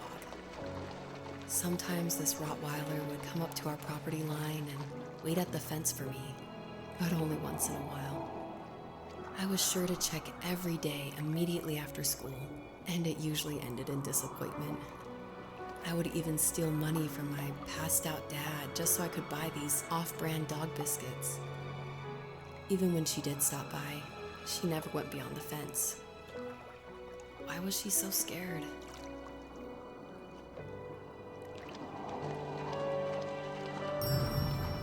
So it's always interesting working with your spouse because, especially on a creative project, because they want your feedback, but it's something that's also dear to their heart, and they're dear to your heart, and you definitely don't want to hurt their feelings. So I was a little nervous when David asked me, he had finally finished writing the script, and he asked me to go over it and see what I thought. And I had minored in English. I majored in art, but I minored in English, so I felt like I had a little bit of experience. But I was definitely like a little scared because you don't want to be too harsh, but you also want to be honest. And it was the biggest relief when I read the script, and I was like, oh, good. My husband's a good writer. I don't have to change that much about this, just a few like grammatical things. And that was just like the biggest relief for me because it can be a tricky balance working with your spouse and making sure that that honesty is there, but also that love and the support is there as well. Aww. I think my dad was the opposite of your dad in almost every way, except he was in the military as well. He coped with alcohol of every kind. The trailer started falling apart, he got angry, and I withdrew. More and more I became the weird, quiet kid who made lots of origami birds and carried dog biscuits around. I think we were pretty similar when it came to being the weird kids. And that same sincerity in college was one of the reasons I was so drawn to you.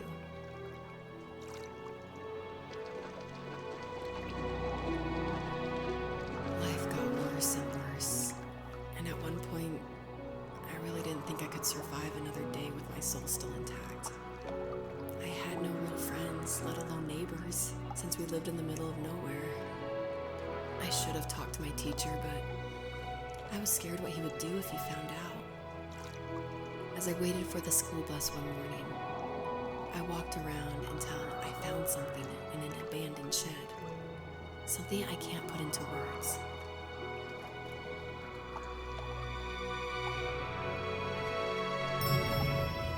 So we're talking about Home is Where One Starts a lot, so if you haven't played that game, maybe this doesn't make as much sense, or maybe this is a little plug that you should go play it. But in that game, it actually features one of my artworks. I work as an artist and paper cutting, actually, and David used one of my artworks as a graffitied stencil in Home is Where One Starts that's against the wall of this shack. And it actually shows up again in the first tree, just a fragment of it. The first tree, the title actually comes from one of my artworks that I made back in 2015, I want to say. And I made this artwork while I was pregnant with our first child.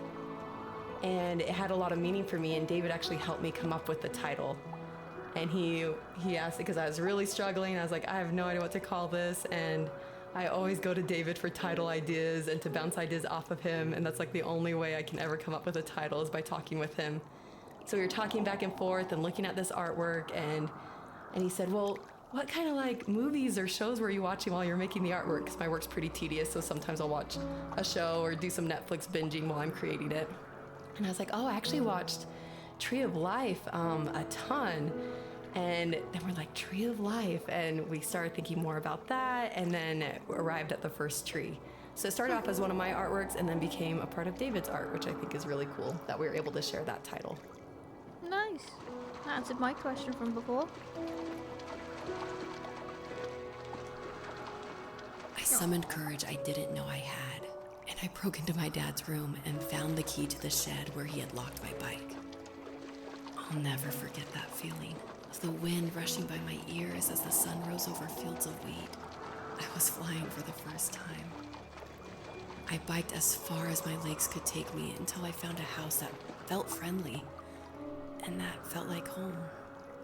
Those strangers helped me in so many ways. And if it wasn't for them, I wouldn't have found my foster family. And if it wasn't for my parents, I wouldn't have met you. Aw.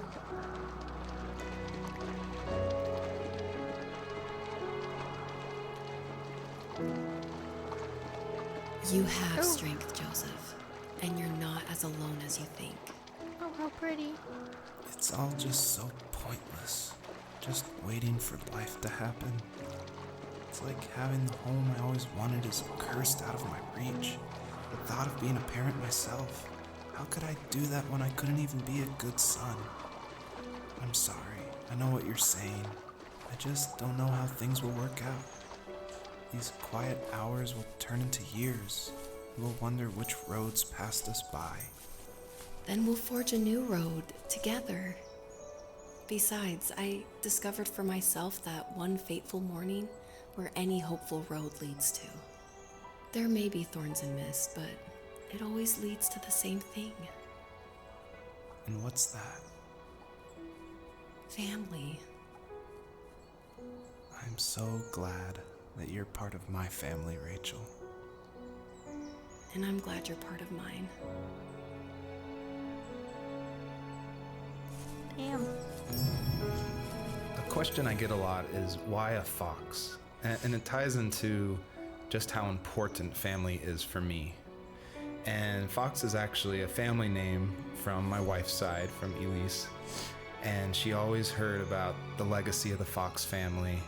And because of that, growing up, it was her favorite animal. She even made these 2 wooden foxes for our wedding cake toppers. So I thought it would be cool to have that animal in the game while these 2 people are having this conversation in the middle of the night.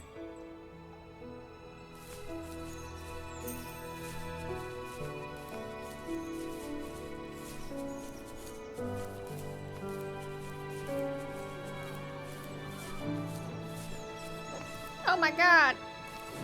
That's a lot of animals! Hello? Are you guys gonna kick me? You guys gonna be vicious. Hello? Am I allowed to be here? Hello? What? Hello. You're cute though. What am I doing here? This is my new family. I mean, we were following a deer before, weren't we? But was it leading us here? Aww, cute.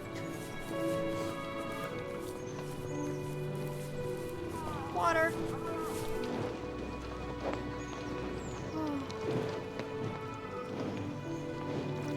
Now the game becomes Stardew Valley. Farm your way to millions. I'm back.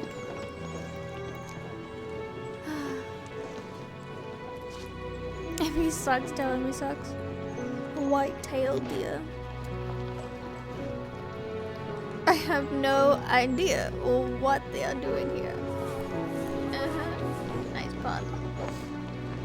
To me, they're just deer, but I'm assuming you have more knowledge because of was it Wild Hunter or whatever that game was that you were playing? That one. That's so pretty though.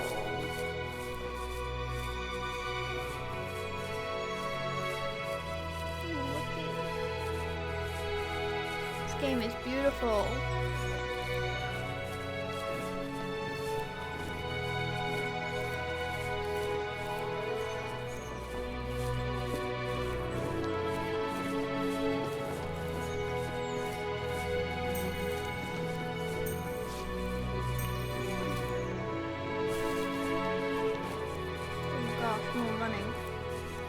I see platforms.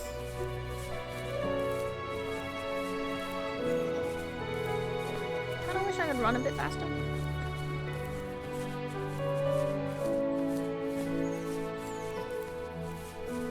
Hunter Call of the Wild, that's it.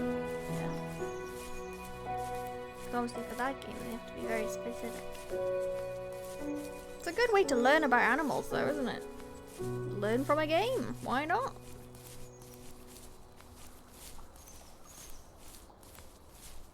Music. Go back.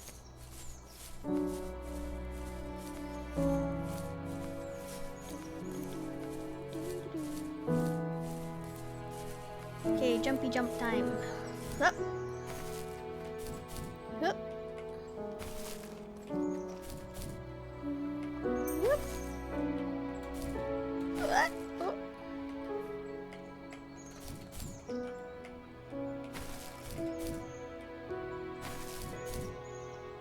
Woohoo.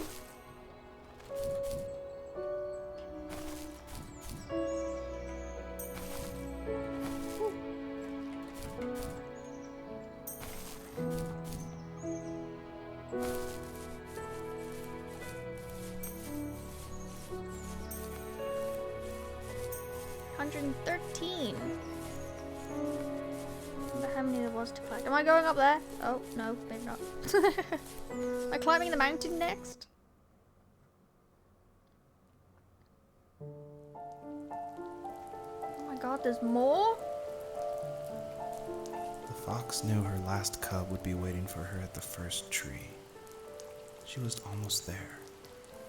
The rain cascaded onto the Jade Valley where the entrance to the tree was.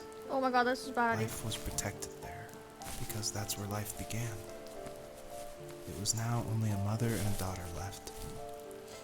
Items from my life still dotted the ground as she moved closer to her destination and destiny.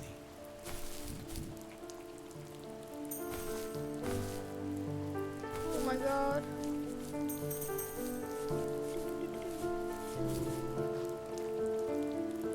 Well, we jumping off the cliff. Woo! Oh, okay. Don't have to completely.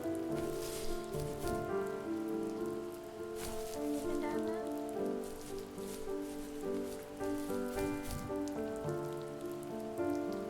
Meow. Okay. It's very rainy here.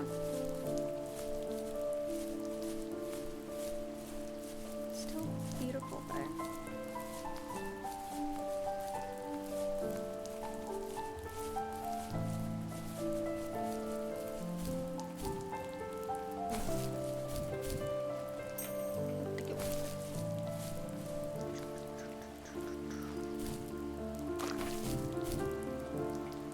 I missed it.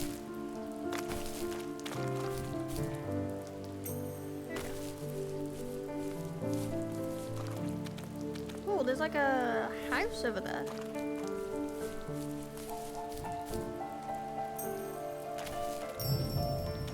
Usually what catches people's attention of the first tree is the visuals, of course.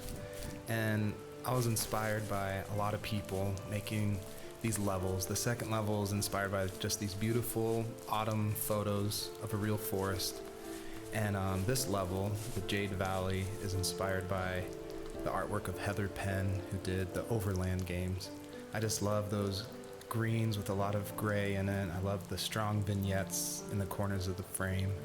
Yeah. And of course, this environment pack was made by the very talented Swedish designer Mikael Gustafsson. And of course, his initial designs inspired me, and I was able to build off of that. And I'm really grateful that he allowed his environment pack to be made publicly available.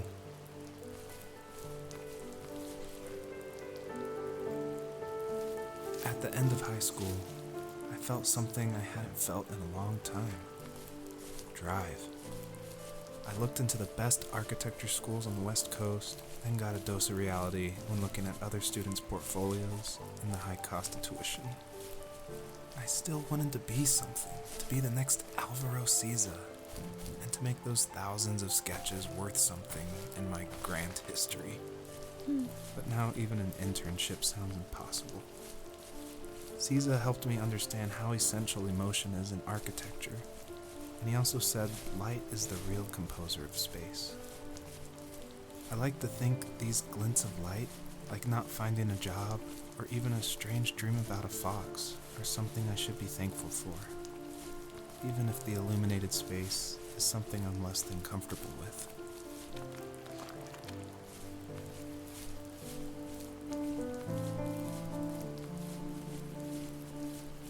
Anything up in this direction? I have no idea what type of deer they're birthing off of that game. That's fair. Yeah, my animal knowledge is limited to cats and dogs. Wildlife, not so much.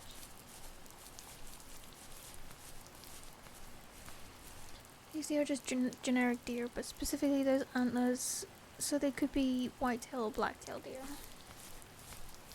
Fair enough. Who knows? Maybe they did want to go for a specific type of deer.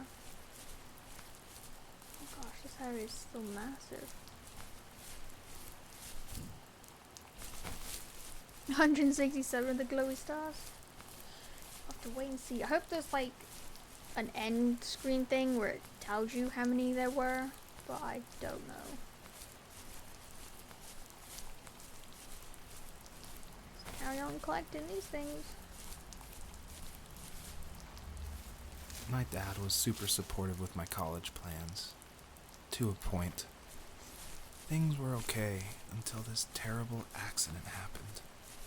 I guess a forklift flipped over due to a bad axle, and it crushed one of the workers there. Ooh.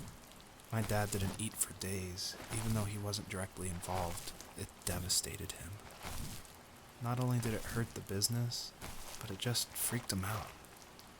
He would talk in his sleep, muttering things about firing people and saying sorry.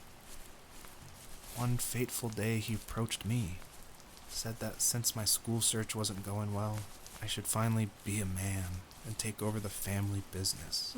He said one day he was going to die, and that all of his work, sacrifice, and even that man's life would be wasted in vain. I just lost it.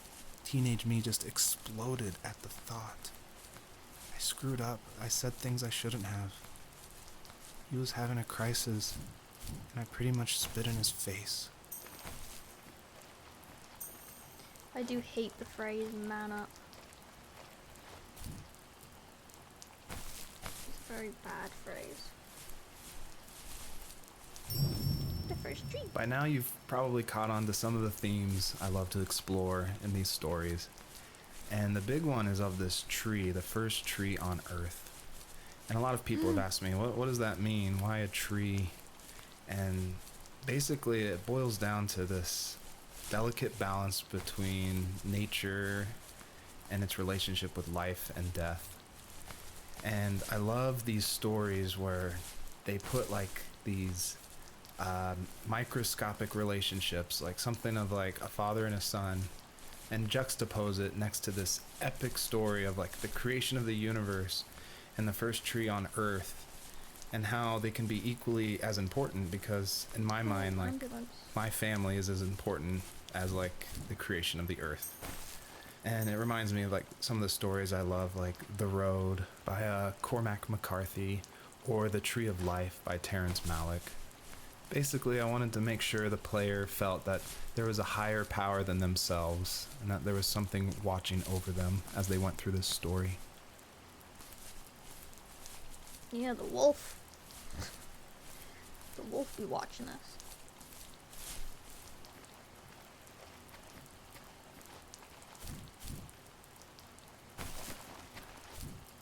Oh, there's the forklift.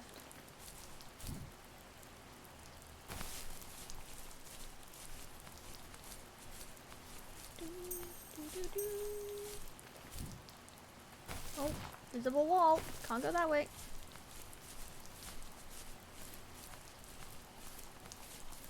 Come to West Virginia, your animal knowledge will skyrocket. Yeah, we don't get much here. Well, not where I am anyway.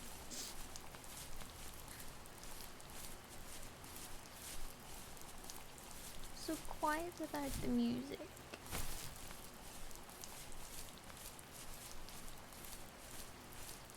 Oh.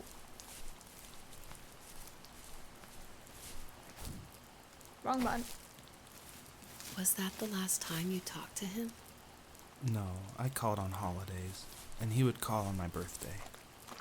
I guess we acted like nothing ever happened, which was stupid. Didn't want to ask about his lumberyard, and I'm sure he didn't want to ask about my job search. I never went back and visited. I think the last conversation we had was about what movies we had seen, and what exactly a best boy is in the credits. I thought he would be here so much longer.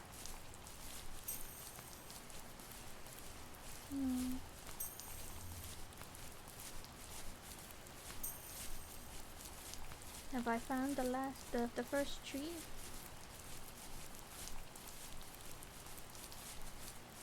It's a very yellow tree.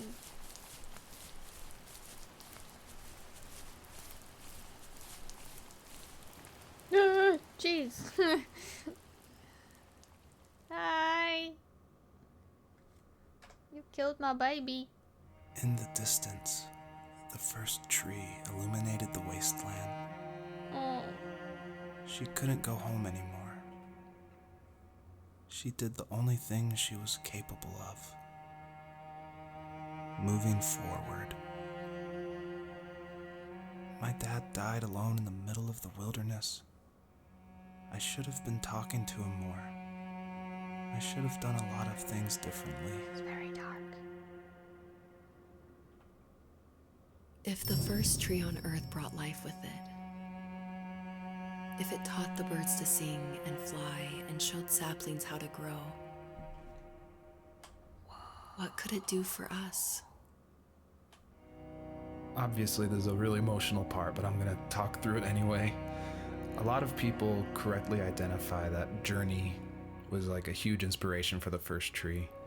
And this part, it is like a callback to that part where you're climbing up the mountain with your friend you don't know, and it just gets snowier and snowier, and you just keep going, and then eventually you collapse. And that made a huge impact on me.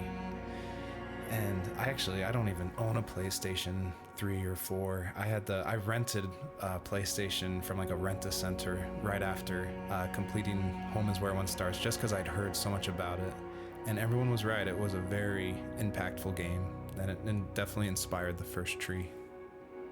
There was a letter I received yesterday from a name I didn't recognize, with a quote I can't stop thinking about.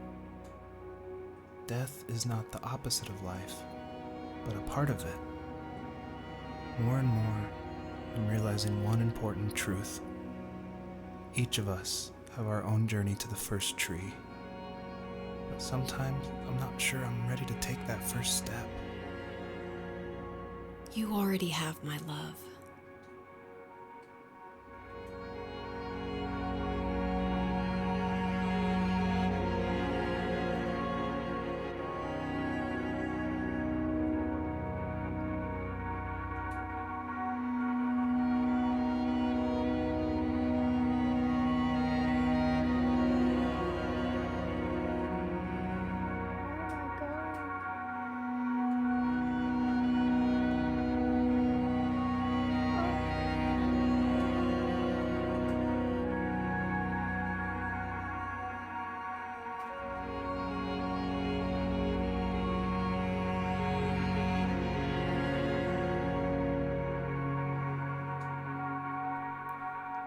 First tree awakens and gently asks if there is one last message the fox wants to tell her children.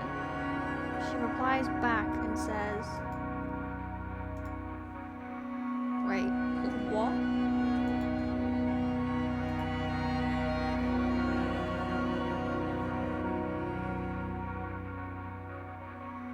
Huh?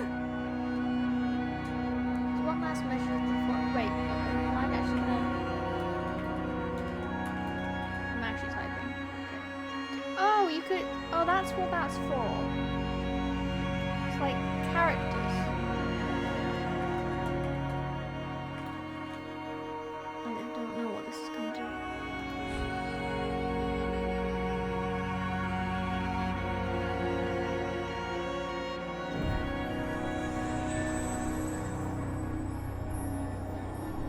Interesting. The hell? Did she die too? Fox disappeared. I guess her journey was over. But I have no idea.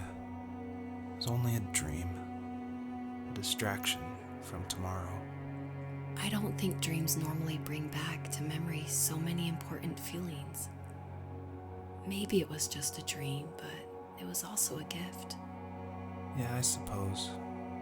But tomorrow we're getting on a plane to the last place on Earth I want to be.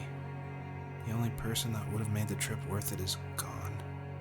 You're going to see him and be with him one last time before you say goodbye. I have one last quote for you by Emerson, sealed in an imaginary letter from me to you. It is the secret of the world that all things subsist and do not die, but only retire a little from sight and afterward return again. Go to sleep, my love. We have a big day tomorrow, but I'll be there with you every step of the way. Thank you. Thanks for listening. Good night, Rachel. Good night, Joseph.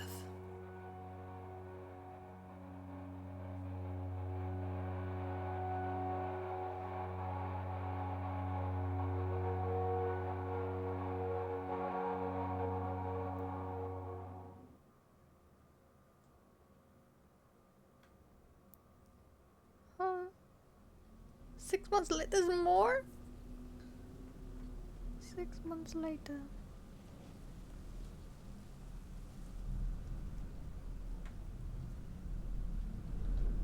I have a cursor.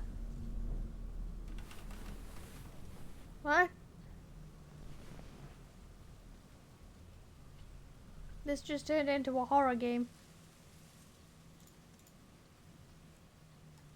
Oh, sensitivity. It's pitch black. I can't see. Hello?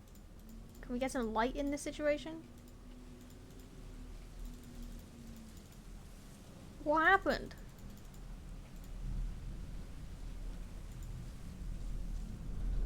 Oh.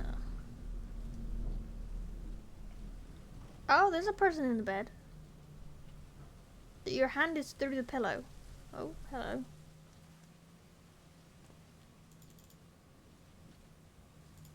I can't see. Oh, okay. Okay, so I guess we woke up and we still can't sleep. You're probably thinking, what is going on?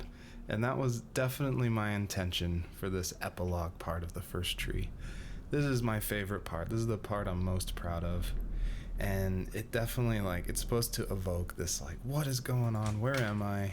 I was not expecting this. 2 sinks? When I was marketing and blogging about making the game, I never showed anyone this part. I never told anyone. I never shared screenshots. I wanted it to be a complete surprise. And I also wanted it to feel a little creepy because it's totally inspired by those nights where you wake up in the middle of the night. I don't like and it. you can just hear the sound of the wind outside the house and you can't sleep. So you walk around in this like twilight stupor. And I would say the whole first part of this game where you play as the fox, its whole purpose is to set up for this conclusion. So Thought we had a I kid. would encourage you to look around and see how many things you recognize from the earlier part of the game. Is there a child in that car? I cannot see.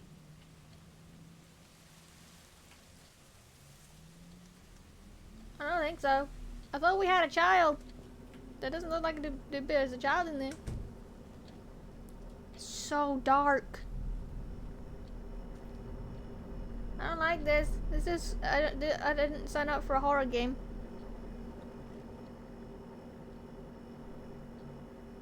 I didn't sign up for this.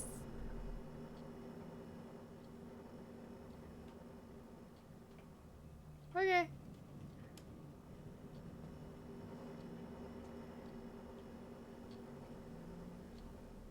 Okay, I guess I'll go outside. See ya. I'm gonna go for a midnight walk. Okay. Okay, we recently moved in or something. Why would you leave this open to the elements? I'm gonna take the trash out, honey. Damn, look at this view though. You live here? No neighbors or nothing? I see a glowy thing over here. Am I walking down there? I see a glowy thing over there. Oh gosh. We just wandering the forest in the middle of the night because we can't sleep. They're not bears or anything here? Wolves? Bro, what are we doing? We do the whole thing again as a human. I tried hard to foreshadow this epilogue just because I wanted it to be a surprise, but I didn't want it to feel too out of place that it would be humorous. And so Joseph, earlier in the game, he would say things like, I felt like I was right behind the fox the whole time. In my mind, the camera perspective acts as a metaphor for who the player is, what they're seeing. If the camera represents Joseph, or just like that video game trope of having the camera follow you. I guess the big question I wanted the player to ask themselves, is this a dream as well? And if so, does that even matter? I'm stuck. Do I jump off? What's going on? Okay.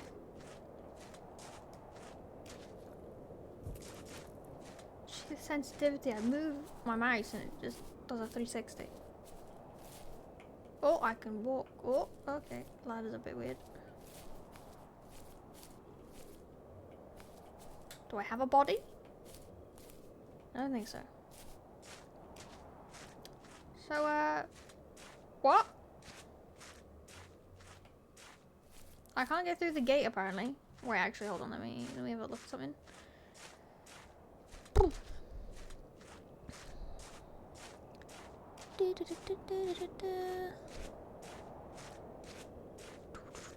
That poor cub. Your children are dead. They ain't hearing nothing, bruv. This is sad as hell. We're in the real world now. There's a 3-person bed. Don't like it. If I were this dev, I would have the wolf watching you through the window. Definitely freaks me out. Is there like a... Yeah, there is a lock on the gate, okay. I definitely can't get through. I don't know what I'm doing. Not playing any Equinox games. Looks like Alaska. So what am I doing? Hello?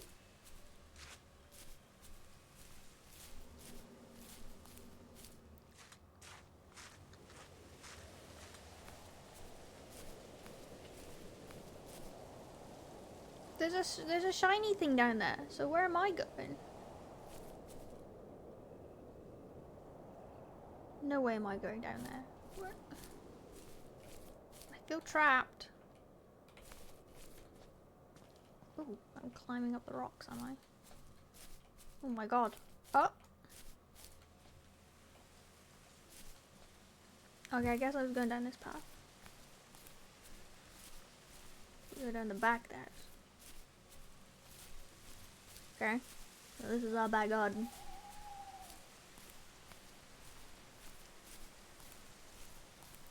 This is spooky. I don't like it.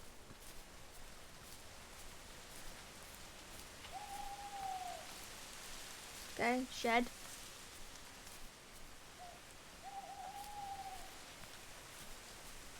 Nice.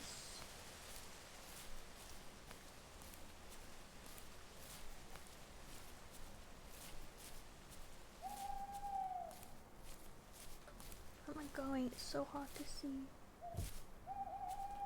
I'm lost again. I can't see. Where am I going? There's a light. Right, okay, here. Okay, doing some camping.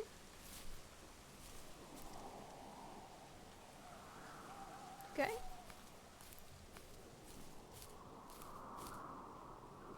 But I can't go that way though.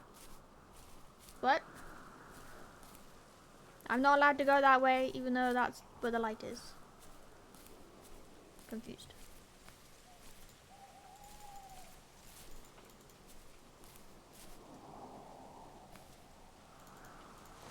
Oh!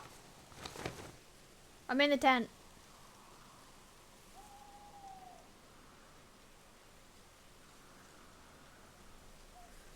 Oh, I don't like this. This is putting me on edge. What the hell? Okay, you just warped through that. Hello?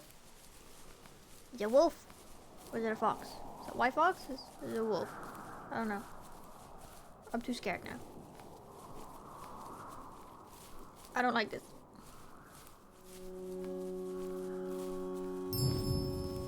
I purposefully fade out the crosshair in the middle of the screen because I wanted it to be a direct callback to the camera following the fox in the first 5 levels of the first tree. I wanted it to go for that gut reaction that this was very familiar yet totally in a different world. Okay, it's not dark anymore. I don't feel as on edge. My wife is gonna wake up and I'm gonna be gone. So pretty though.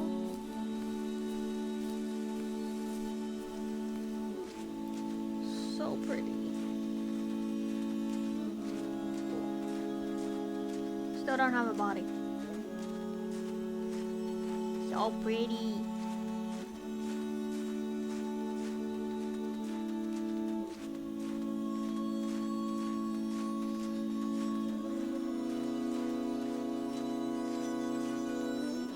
We're gonna go for a swim.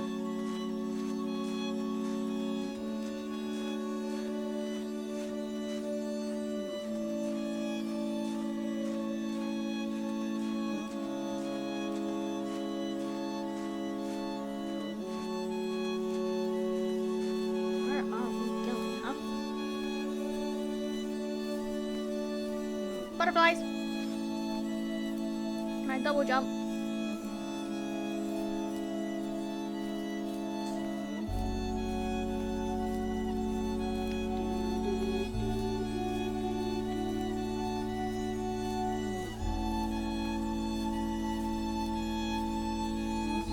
Pretty though.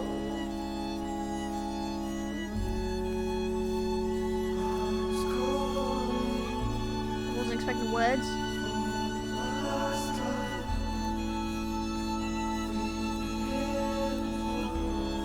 Will this be copyright? I don't think so.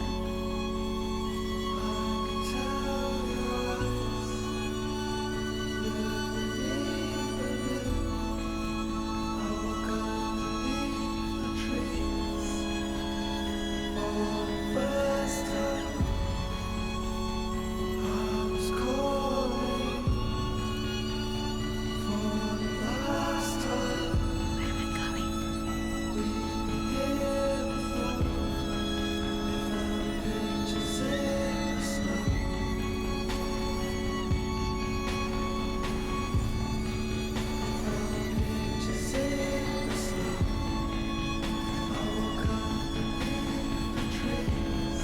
music is quite powerful.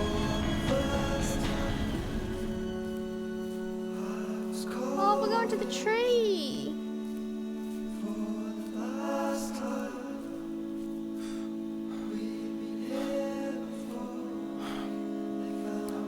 What is this? The tree, what do you think?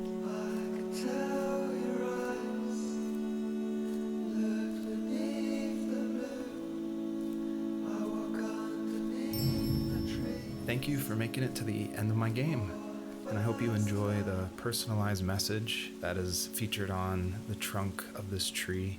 It's a message submitted by another player that's retrieved from a database, and it's retrieved at random.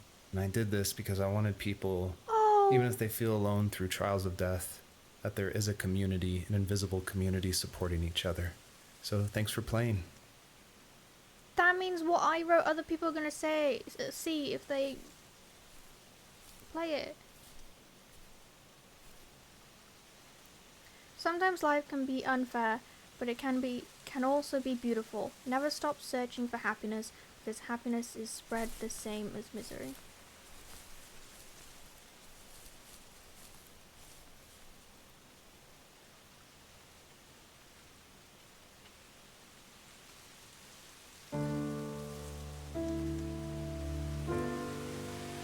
Aww.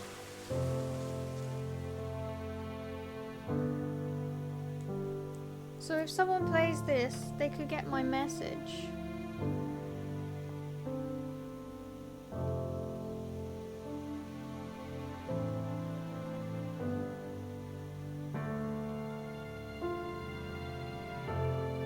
That is such a good thing. Unless people are idiots with it.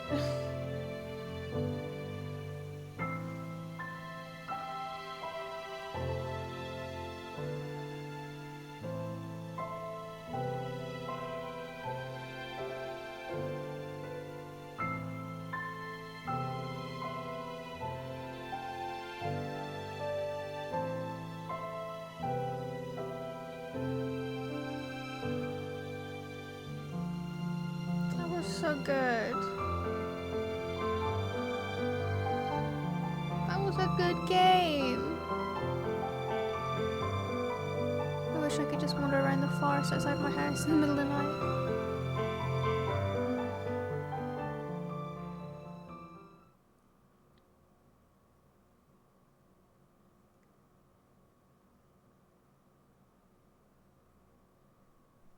Oh, and then you have to confirm or deny it.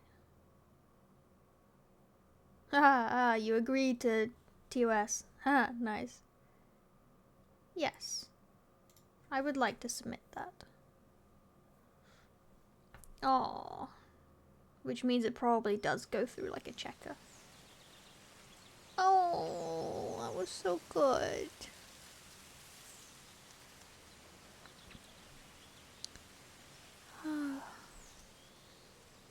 Oh, we got more houses. We're just sitting in the snow. We're just chilling. Where's it taking you? The oldest tree in the world is over 5,000 years old. Oh, damn. The fox and her babies. It's probably not the first tree, though. Damn. It's a good job I haven't played this. I wonder how... wonder if anybody just self-promoed. This is my Twitch. Go follow me. I'll be honest, it's kind of messed with me because I lost my dad as well, but damn, that was cool. That was such a good story. Like, such a good way of telling it and expressing how you feel and expressing what you went through. I was not expecting that from this game. All I did was watch the trailer. There wasn't anything like that in it, so that was unexpected, but I liked it. Stunning game, beautiful way of storytelling. I like that. You know someone did? Someone's gotta. Follow me on Twitch, this is my YouTube. Denied. But that, I like that at the end as well, where it's like, you get a random message from other people.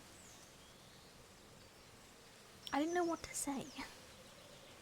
But I still think my message was a good one.